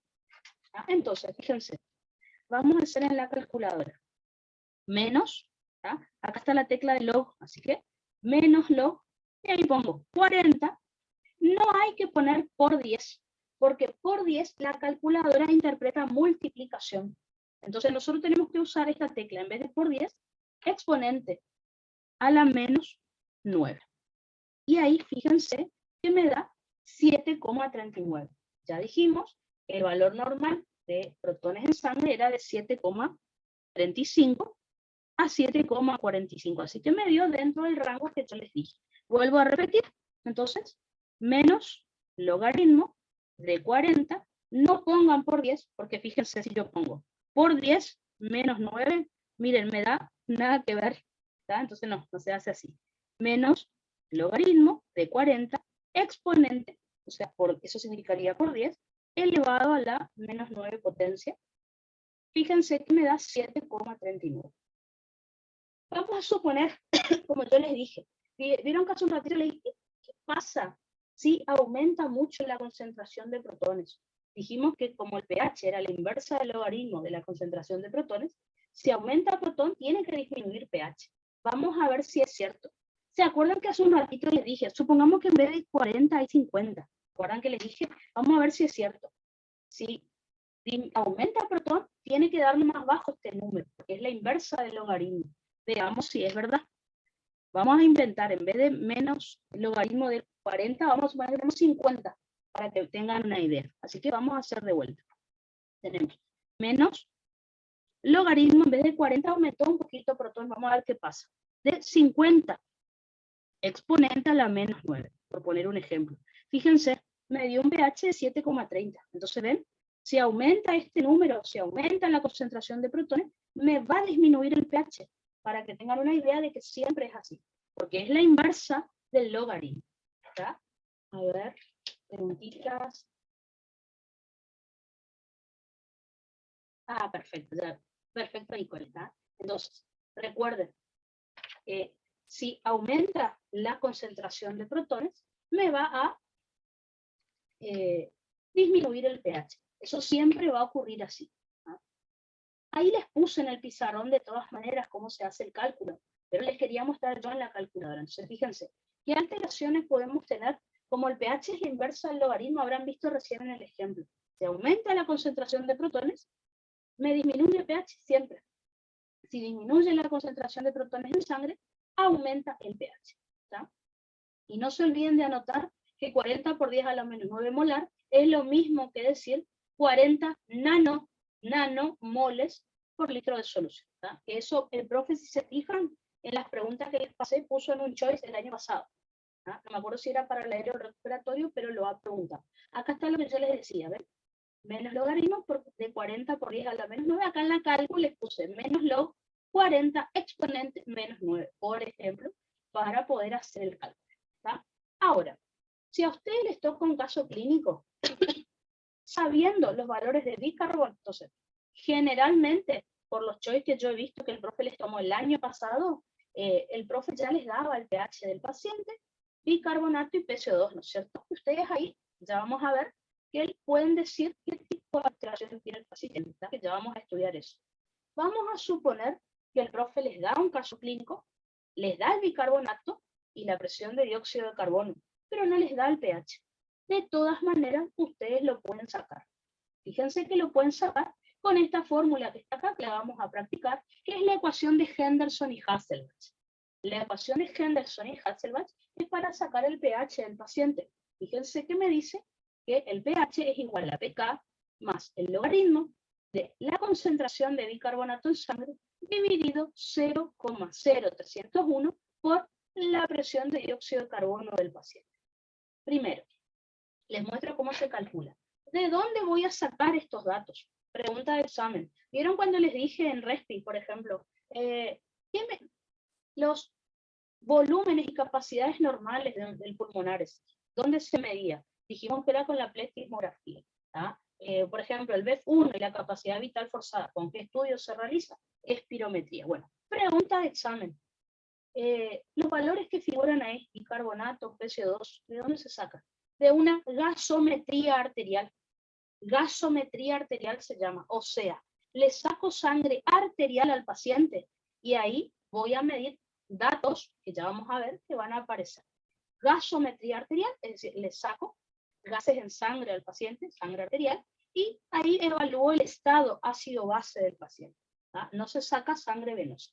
Entonces, volvamos a nuestro pizarrón y les enseño a calcular la ecuación de Henderson, que para mí esta es la que más pueden llegar a utilizar en el examen.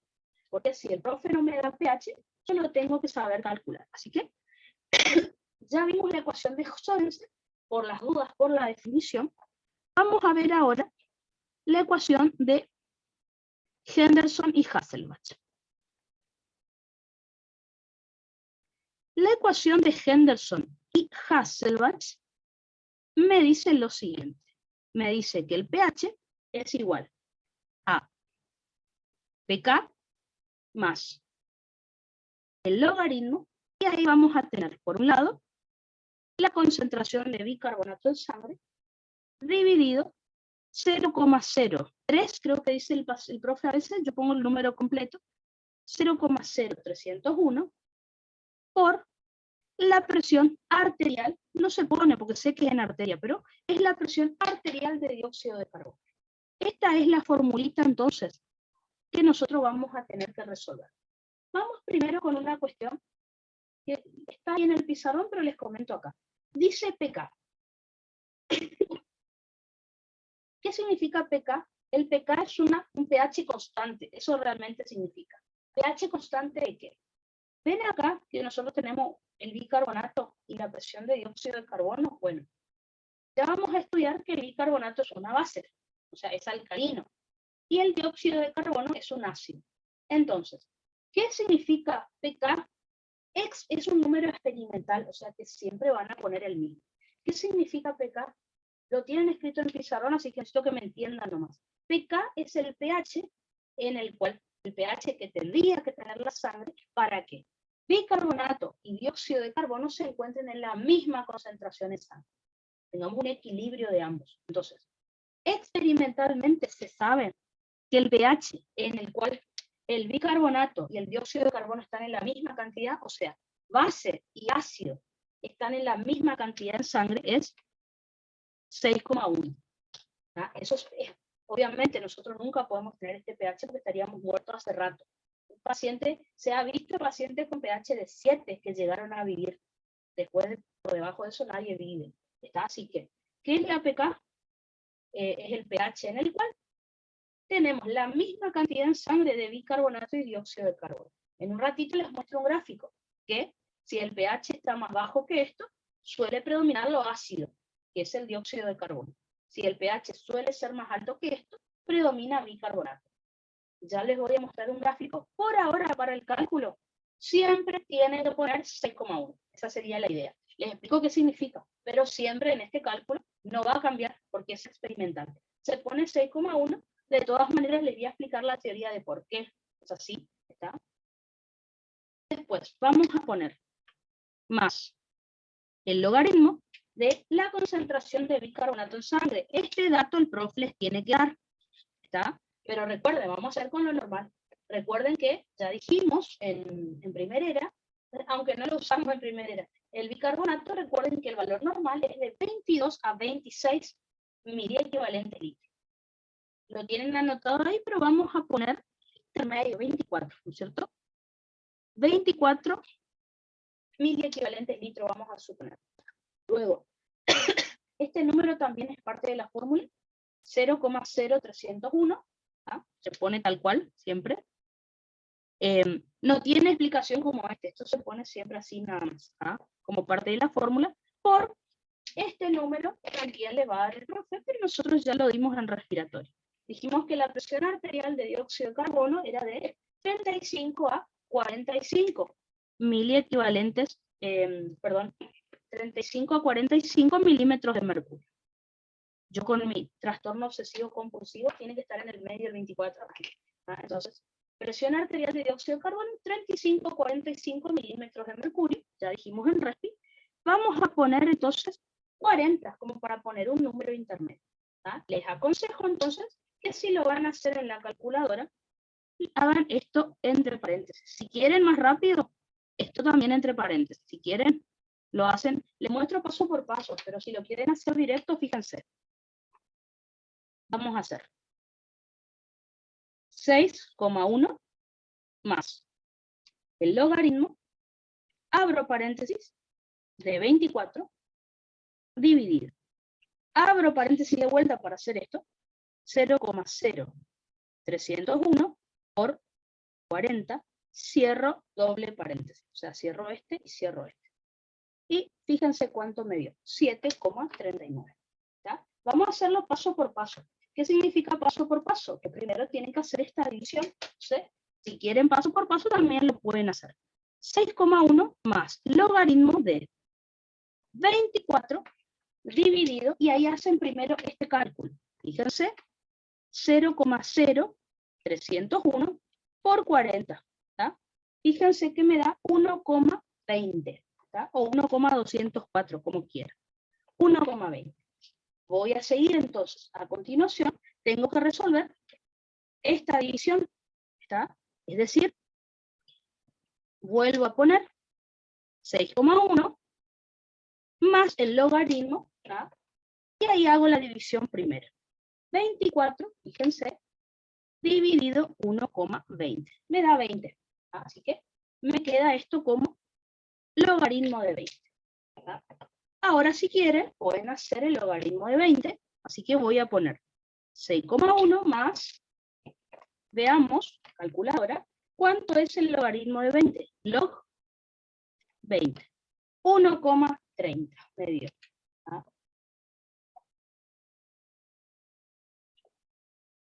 Y finalmente, 6,1 más 1,30 me da 7,4. 7,39 me dio exactamente el otro, 7,39 no sé cuánto. Este me dio 7,4. Así que es lo mismo, 7,30, 7,40.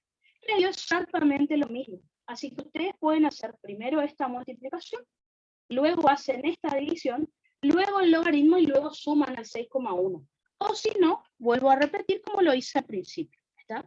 Abren un paréntesis y otro acá, les mostré dónde, y después tienen que cerrar doble paréntesis. Es decir, vuelvo a repetir, 6,1 más el logaritmo, abro paréntesis, de 24 dividido, abro paréntesis de vuelta, 0,0301 por 40, y ahí cierro 1, 2 paréntesis. Taca, taca. 7,399, o sea, 7,4. Ven que es lo mismo. Háganlo como les quede mejor. Lo quieren hacer rápido, lo hacen. Si se van a confundir con los paréntesis, lo hacen despacito, les va a salir también. Recuerden que esto lo van a hacer si el profe no les da el pH. Entonces ahí ustedes lo tienen que sacar para poder decirle al profe si el paciente tiene una acidosis, tiene una alcalosis. Eso es lo que van a hacer. ¿Está? Profe, el pK, ¿de dónde sabemos el valor? Ya tienen escrito ahí en el pizarrón, recién les había comentado que es una definición que siempre se pone así, ¿verdad? Pero como les dije, volvamos a repasar lo que les dije recién. Ya les voy a explicar por qué en un gráfico, por eso les dije, de a poquito, vamos a ir, por ahora la fórmula, pero ¿qué es el pK? Lo que les dije recién, es el pH en el cual la concentración de bicarbonato y la PCO2 en sangre se encuentran en la misma cantidad. El valor normal, y les dije que era experimental, es de 6,1, o sea que eso no va a cambiar. ¿Tá? Así que, como está ahí en círculos rojos, los únicos datos que el profe les tiene que dar es el bicarbonato y la PCO2. El resto ustedes lo tienen que saber. El 6,1 se pone siempre como está. El 0,0301 también se pone siempre como está. El bicarbonato y la PCO2 va a depender de lo que el profe quiera saber. Ahí nosotros hacemos el cálculo. Él les va a dar valores que pueden estar normales o no. Yo por las dudas Profe, normales, ¿está? ¿Sí? y en el otro cálculo, el 40 o 50, eso también nos puede dar y cambiar él. Sí, pero nunca les dio un cálculo con la ecuación de Sorensen. Ahora, Ok. en el oral, si no saben cómo se hace la fórmula, el profe les va a decir, y bueno, pero no me sabes cómo es la definición entonces. Entonces, hasta ahora, para escrito, para cálculos, nunca les ha pedido que hagan un cálculo para ver el pH del paciente, en el escrito. Ahora en el oral, les dice, hablando de equilibrio ácido-base, le empiezan a hablar, le dan la definición de pH y le dicen, bueno, la ecuación de Sorensen es la que... Y él quiere saber cómo se hace la ecuación de Sorensen en un oral. Así que ahí sí le van a tener que contar. ¿Verdad? Eso ya les ha tocado a varios chicos. Pero si llega a tomar en el escrito, medio que va a ser la primera vez, porque nunca antes tomó. Ahora, la de Henderson sí, porque en caso clínico, si no sabemos el pH, no podemos saber si el paciente tiene acidosis o alcalosis. ¿Verdad? Para el oral sí, les ha pedido, bueno, ¿y qué significa? ¿Cómo se hace la de Sorensen? ¿Cómo se hace la de Henderson?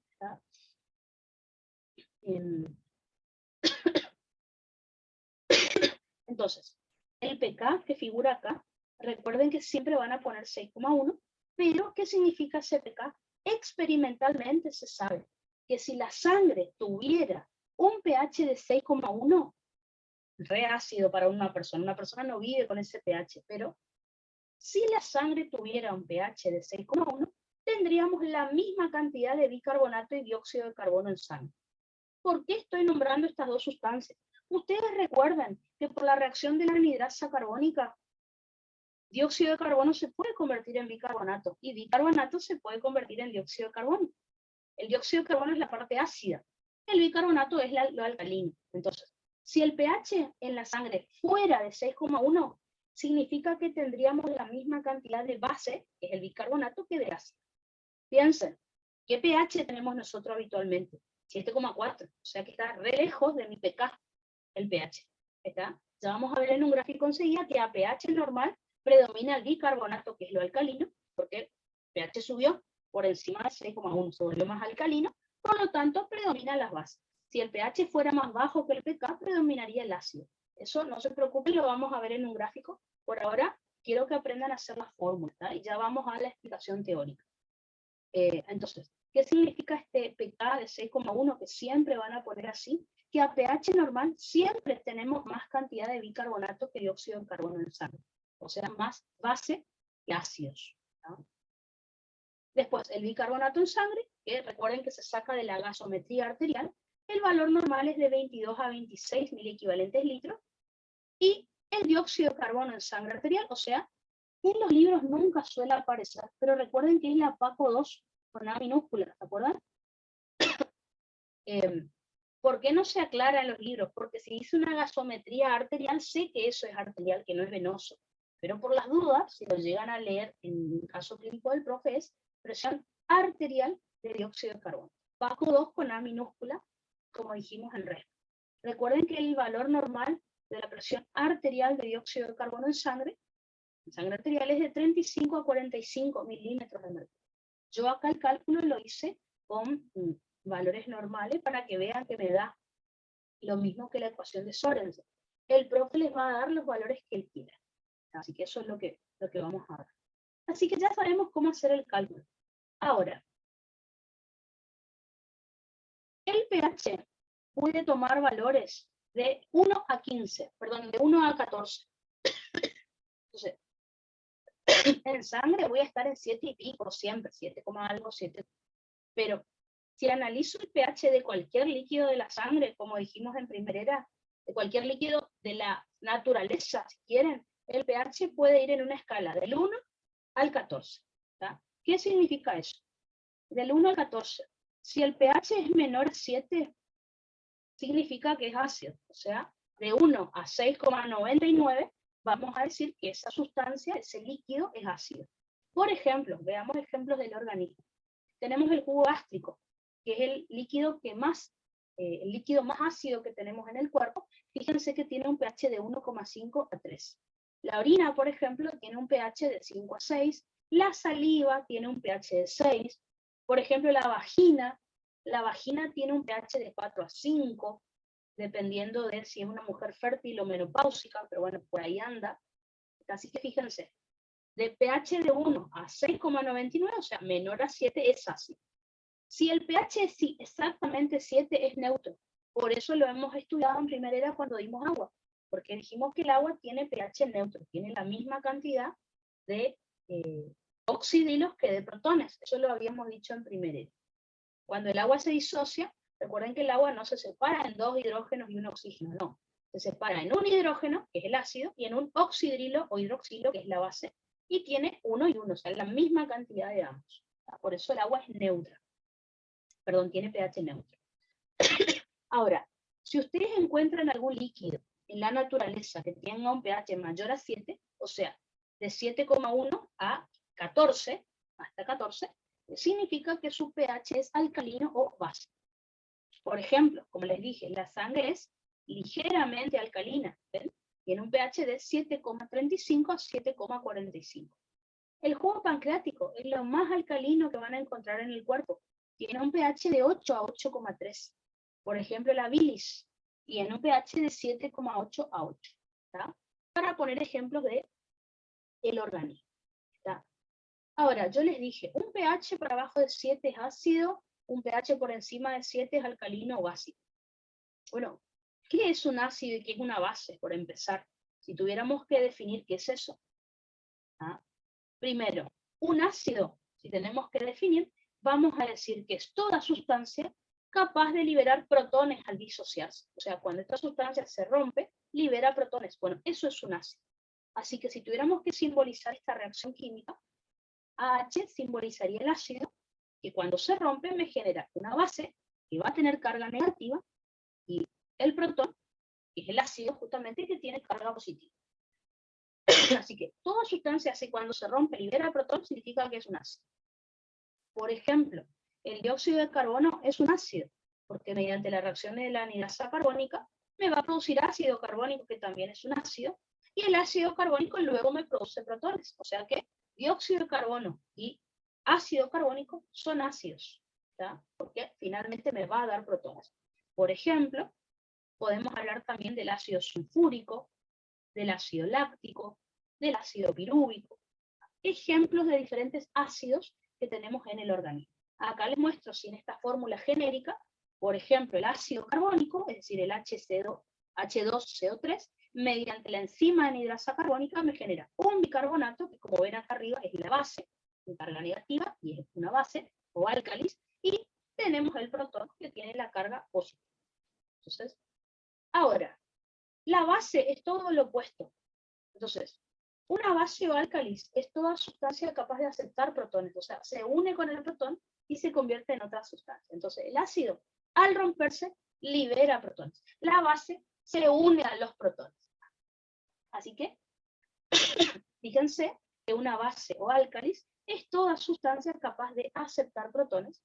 Si hacemos una reacción química así genérica, veríamos que la base, que vamos a simbolizar con la velar y carga negativa, acepta el protón, que tiene la carga positiva, y al unirse se forma un ácido. Entonces, un ácido se rompe y me genera una base y un protón, y la base, si se une al protón, me genera un ácido. Así que como pueden ver, es una reacción reversible. Ácido se rompe y me produce base y protón, pero la base se puede unir al protón y volver a convertirse en ácido. Por ejemplo, ejemplos de bases que vamos a tener son el bicarbonato, como les dije, el fosfato, el HPO4, el sulfato, el HSO4. ¿Ah? Tenemos diferentes bases en el organismo. ¿Ah? Les doy la reacción inversa a la que les dije recién. Fíjense, el bicarbonato, que es una base, al unirse al protón, por medio de la anhidrasa carbónica, me genera el ácido carbónico. El ácido carbónico se puede romper y generar el bicarbonato, que es una base. La base se une al protón y genera el ácido carbónico, y así, dependiendo qué necesitemos hacer en el organismo. Les doy este ejemplo de bicarbonato y ácido carbónico, porque es lo que más vamos a ver en sangre. ¿Ah? Así que bueno. Eso entonces para definir qué es un ácido, que es una base, que estuvimos hablando bastante del tema. Así que, ¿cuál suele ser el problema en el oral? Que saben de 10 lo que es una acidosis, una alcalosis, la clínica. Ahora, el profe le pregunta lo fisiológico, lo normal, y ahí se traban. Así que, por favor, aprendan lo fisiológico primero. Yo sé que en el choice, ¿qué me va a tomar el profe? Caso clínico. Ahora, en el oral tengo que saber lo normal. Porque veo que ahí es donde, en el oral, en el escrito sí, acidosis, alcalosis, caso clínico, miro pH, le digo al paciente, al profe qué enfermedad tiene el paciente. Para el oral, por favor, estudien muy bien lo fisiológico, que es lo que el profe quiere saber. Entonces, si ustedes le hablan al profe de esto que les voy a comentar ahora, no les va a preguntar nada, porque está súper completo. ¿Está? Así que, como todo lo que venimos estudiando hasta ahora, piensen en lo siguiente. ¿Se acuerdan cuando vimos equilibrio hídrico ayer, antes de terminar la clase? Si yo quiero tener una buena cantidad de agua en el cuerpo, la entrada de agua al organismo tiene que estar en equilibrio con la salida. Si quiero que la anatremia se mantenga normal, el consumo de sodio tiene que estar en equilibrio con la pérdida de sodio. Lo mismo cuando vimos potasio. Como habrán visto, para mantener el equilibrio de cualquier soluto o del agua, la entrada y la salida deben estar en equilibrio. Lo mismo pasa con el pH. Entonces, si yo quiero mantener un pH normal de la sangre, debe haber un equilibrio entre el ingreso y el egreso de ácidos y de bases al organismo. Entonces, comencemos primero por el ingreso. ¿De qué manera pueden ingresar ácidos o bases a la sangre, digamos? Más o menos ingresan, fíjense, 70 a 100, acá les puse, acá sí se ve por la luz, 70 a 100 miliequivalentes por día, más o menos, de ácidos al organismo, de ácidos. ¿Tá? ¿Mediante qué mecanismos pueden ingresar ácidos o bases a la sangre? Por ejemplo, el consumo de alimentos o fármacos. ¿Cuáles van a ser aquellos alimentos o fármacos que me van a generar ácidos? Por ejemplo, las carnes. ¿Tá? El profe preguntó una vez en un choice, habrán visto esa pregunta, ¿cuál de estos alimentos me va a generar ácidos sin modificarse por el metabolismo? O sea, me va a generar ácidos directamente. Y decía, opción A, un jugo de limón, opción B, un bife, sería un pedazo de carne, opción C, no sé qué cosa. ¿Está? La carne es la que me produce ácidos directamente, sin Profe, que por el metabolismo. ¿Está? ¿Sí? profe, Sí, sí. entonces, ¿eso del 70-100 es solamente los datos de ácido de ingreso? Sí, sí, porque esa es la cantidad que me va a afectar mucho el pH. Vamos a hablar de alimentos alcalinos también, pero en los libros aparece 70-100 miliequivalentes días de ácidos. ¿Tá? O sea, si aumenta ácidos porque disminuye base. Por eso solo se toman ácidos para saber el valor normal. ¿Tá? Perfecto, entonces, ¿cuáles van a ser los alimentos o drogas o fármacos que me van a aumentar los ácidos en la sangre? Por ejemplo, tenemos carnes. Las carnes, por ejemplo, contienen proteínas. Esas proteínas, a su vez, están formadas por aminoácidos ácidos o que contienen azufre. Y eso le va a dar la acidez a ese aminoácido de esa proteína. Como, por ejemplo, metionina, cisteína y cistina son aminoácidos que son ácidos o que tienen azufre, sulfato, digamos. ¿Ah? Y después tenemos fármacos ácidos, como por ejemplo, ya lo saben, la aspirina, es decir, el ácido acetilsalicílico, el ibuprofeno y el paracetamol. ¿Tá? Son fármacos ácidos, o sea que me van a aumentar la cantidad de protones de ácidos en sangre. Ahora, podemos consumir también alimentos o fármacos que generan bases, como por ejemplo las frutas y verduras. ¿Por qué las frutas y verduras? Porque contienen aminoácidos básicos. Les pongo un ejemplo. El profe les dice, si yo tomo jugo de limón, y uno pensaría, lógica, ¿no? Y el limón es ácido. Bueno, ¿cuál es el problema? Que el limón, por el metabolismo, después se convierte en base. Así que, ¿cuál de estos alimentos, si los consumo, me va a generar ácido? Opción A, un pedazo de carne. Opción B, jugo de limón. Opción C, no sé. El jugo de limón no, porque las frutas y verduras, está bien, el limón, las frutillas son un poco ácidos, pero con el metabolismo me producen bases en realidad, no ácidos. Así que tengan cuidado con el jugo de limón o el jugo de naranja, que uno dice son cítricos, son ácidos. Bueno, no realmente. ¿Ah? El alimento es ácido, pero me produce bases. Por favor, no se olviden de eso.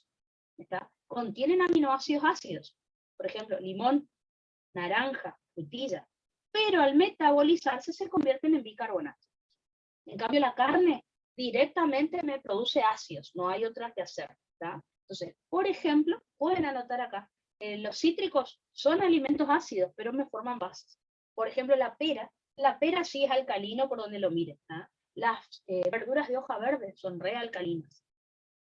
Como para poner un ejemplo, pero ojo con los cítricos, que nos confunden el examen. Por ejemplo, los antiácidos, como el uvasal, generan bases, ¿no es cierto? Porque neutralizan a los ácidos. O, por ejemplo, el Ringer lactato. Lo pongo porque el profe lo preguntó una vez.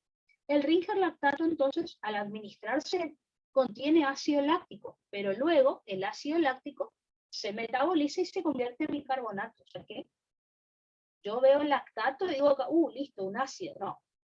Al metabolizarse directamente me genera bicarbonato, que es una base. Así que los únicos alimentos que directamente me van a producir ácidos, así como estas, son las carnes. Así que para el examen ténganlo en cuenta. Lo otro todo, si bien el alimento es ácido, me va a generar en el cuerpo una base. Por eso a veces en el examen confundo. No entendí por qué solo la carne genera ácido. Porque aunque se metabolice, seguirán siendo ácidos. ¿Está? En cambio, los alimentos o fármacos que generan bases, al metabolizarse se convierten en base. ¿Está? La carne, por más que la metabolice, los aminoácidos no se van a convertir en base. No se van a convertir en alcalinos. En cambio, los fármacos o alimentos que generan bases, si bien el alimento es ácido, al metabolizarse en el organismo se convierte en básico. Me genera bicarbonato, que es una base. ¿Está? A eso se refiere. La pera ya es alcalina directamente, así que seguirá siendo alcalina. ¿Está? Pero, por ejemplo, el Ringer lactato, los cítricos son ácidos, pero al metabolizarse se convierten en bases. La pera ya es alcalina, la pera es muy alcalina. Los vegetales de hoja verde ya son alcalinos y seguirán siendo alcalinos. ¿Está? Ojo con los cítricos, como les decía, ojo con eso. No, la pera siempre es alcalina. Es alcalina cuando la como, alcalina en el metabolismo.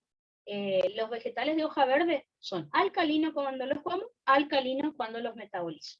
Los cítricos son ácidos cuando los como, pero con el metabolismo se convierten en alcalinos. El profe no les va a preguntar eso, pero se lo tienen que acordar para el choice. Porque hubo una pregunta de examen que fue así. Preguntó, ¿cuál de estos alimentos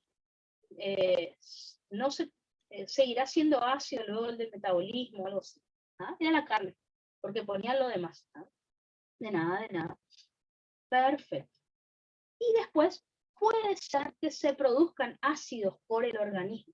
Entonces, los ácidos o las bases, o los voy a consumir con los alimentos y ahí se absorberán a la sangre, produciéndome ácidos o bases, como les comenté acá, o recuerden que el metabolismo de los tejidos produce ácidos. El metabolismo de los tejidos no produce bases, eso ya les aclaro.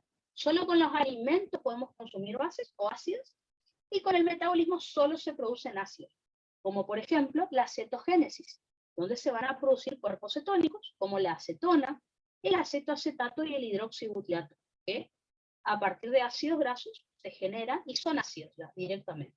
Por ejemplo, el metabolismo anaerobio, la glucólisis anaerobia, recuerden que me termina produciendo ácido láctico a partir de los hidratos de carbono, ¿no? A partir de la glucosa. Por ejemplo, la glucólisis aerobia también, a partir del metabolismo de la glucosa y hidratos de carbono, obtengo ácido pirúvico, que también es un ácido. ¿Ya? Por ejemplo, puede ser el catabolismo de fosfolípidos, que me termina produciendo ácido fosfórico, o el catabolismo de proteínas, que me termina produciendo ácido sulfúrico. Así que, como pueden ver, el metabolismo del organismo produce ácidos nada más, no produce bases. ¿Tá? Los ácidos después se convertirán en bases, esto es otra cosa, pero producirlos así se producen como ácidos. Entonces, son 10:05. Vamos a hacer un recreíto entonces, 10 minutitos de recreo. Ya vimos la parte de ingreso, ahora en un ratito vemos egreso, y ahí vamos a discutir todos los mecanismos para que se eliminen, digamos, ácidos del cuerpo. Así que Nos juntamos en 10 minutitos, de 10 y cuarto, y ahí continuamos con la clase.